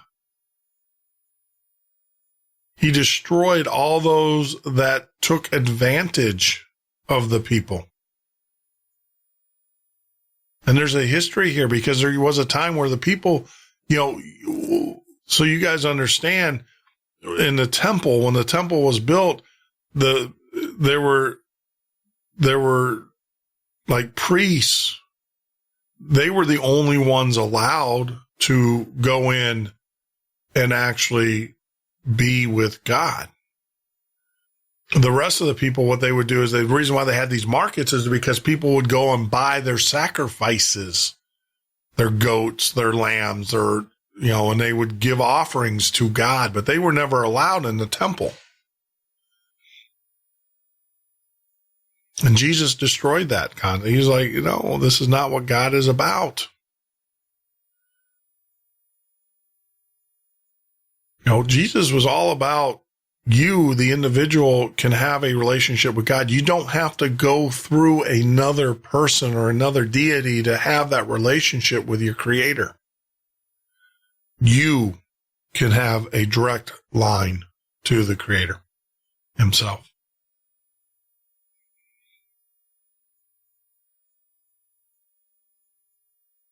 So, but I'm telling you, there are many churches that are not safe places of worship. No, they are not. So I can actually see that this being true. You can go to a church and, obviously the Eucharist, so that's either a Catholic but you can go to one of those churches and you can probably see people deny Jesus, the body and blood of Christ. And when you see those people, there you go. Yeah, I could see that as an indicator. The problem is that when you, how do I say this? When you're looking around, aren't you actually denying? Aren't you like, so you're not turning away. That's it. That's right. You're not turning away. I was telling Sandy today is that, it is a gift to see evil. It really is. It is a gift to be able to see evil. Because if you can see it, that means you can do something about it. Think about that. right? Yeah. So, well, I just want to tell everybody, great show. I appreciate everybody in chat room. Warshman, Bubba, Boo Boo, however you want to say your name, for joining us. There's a lot of other people out there. You know, Sentinel was joining us. John, of course. You know, Debbie, can't forget you. Over there in Spreaker. But, yeah, it looks like Lasers in the Jungle. Thank you for joining us tonight. If I did miss your name, please don't be offended. Just make sure you say hey to me next time when we do our show tomorrow. Now, we are back on track. And like I said, I know tonight's interview, it was a great interview. I had thoroughly enjoyed the good doctor joining us. I wish it would have went a little bit longer, but hey, you know, you got to be a gracious host when someone says, hey, look, they got to go. Got to let them go. That's okay. But I promise you, we will bring the good doctor back. It was getting interesting there as we were talking about CERN. So tomorrow we're going to have Mark Anthony. Now, this is not the Mark Anthony that you guys think. It's not the singer Mark Anthony who's going to be joining us. But he is going to,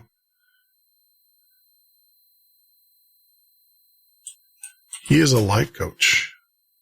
Yeah, that Mark Anthony. Can't wait to have him on. I'm pulling up his bio here. But he'll be joining us tomorrow. I'm sure that we're going to have more time to speak with him. But yes, he is a life coach, a very well-known life coach, actually. And so he will be joining us tomorrow as we carry on this conversation and have this discussion. Yeah, I'm looking here to see. But yep, Mark Anthony wrote Never Letting Go, Evidence of the Eternity. And so some of his books, Evidence of Eternity, Communication with Spirits, and Proof of the Afterlife. Heal, grief, and help others from the other side. So that's going to be an interesting conversation. It's going to be, especially with some of the things that I've had going on. I'm going to share those with him, get his opinion, see what he has to say. But look forward to talking with author and lecturer, life coach, Mark Anthony. So, like always, as you guys know, we always end our show with a very special song by a really good friend, Ed Roman. But I want to tell you guys, I want to do another one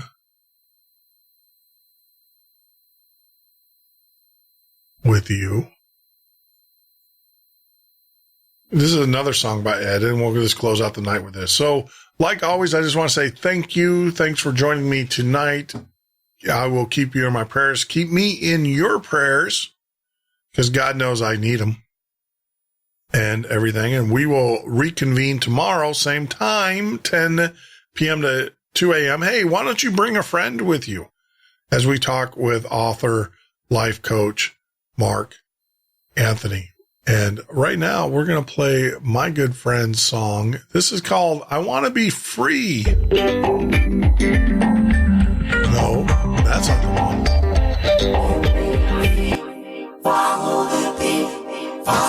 By Ed Roman. Follow the right, be such a shame. Left here in vain, follow the kid. Trying to find my groove. Just trying to find my groove. Just trying to find my groove. Got nothing left to prove but to myself.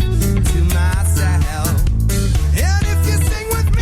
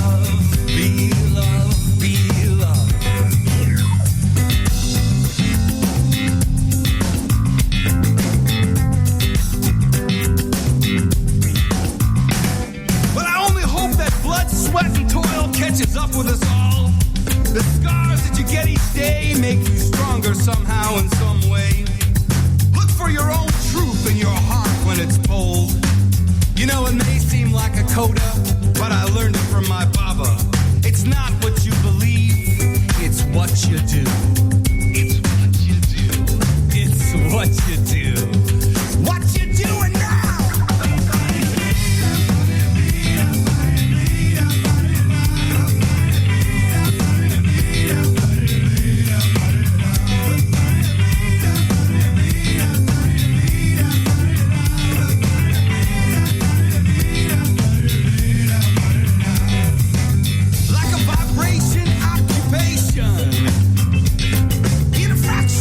Of an inch.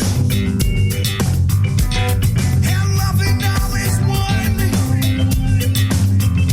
It's supposed to be a sin.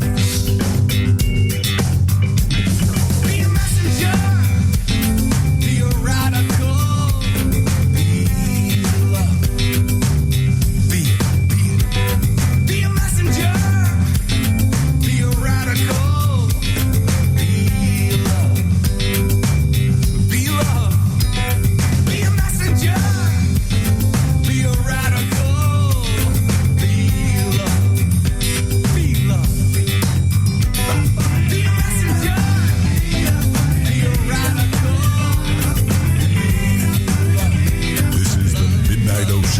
Jeff Norton on the Paranormal State Radio Network.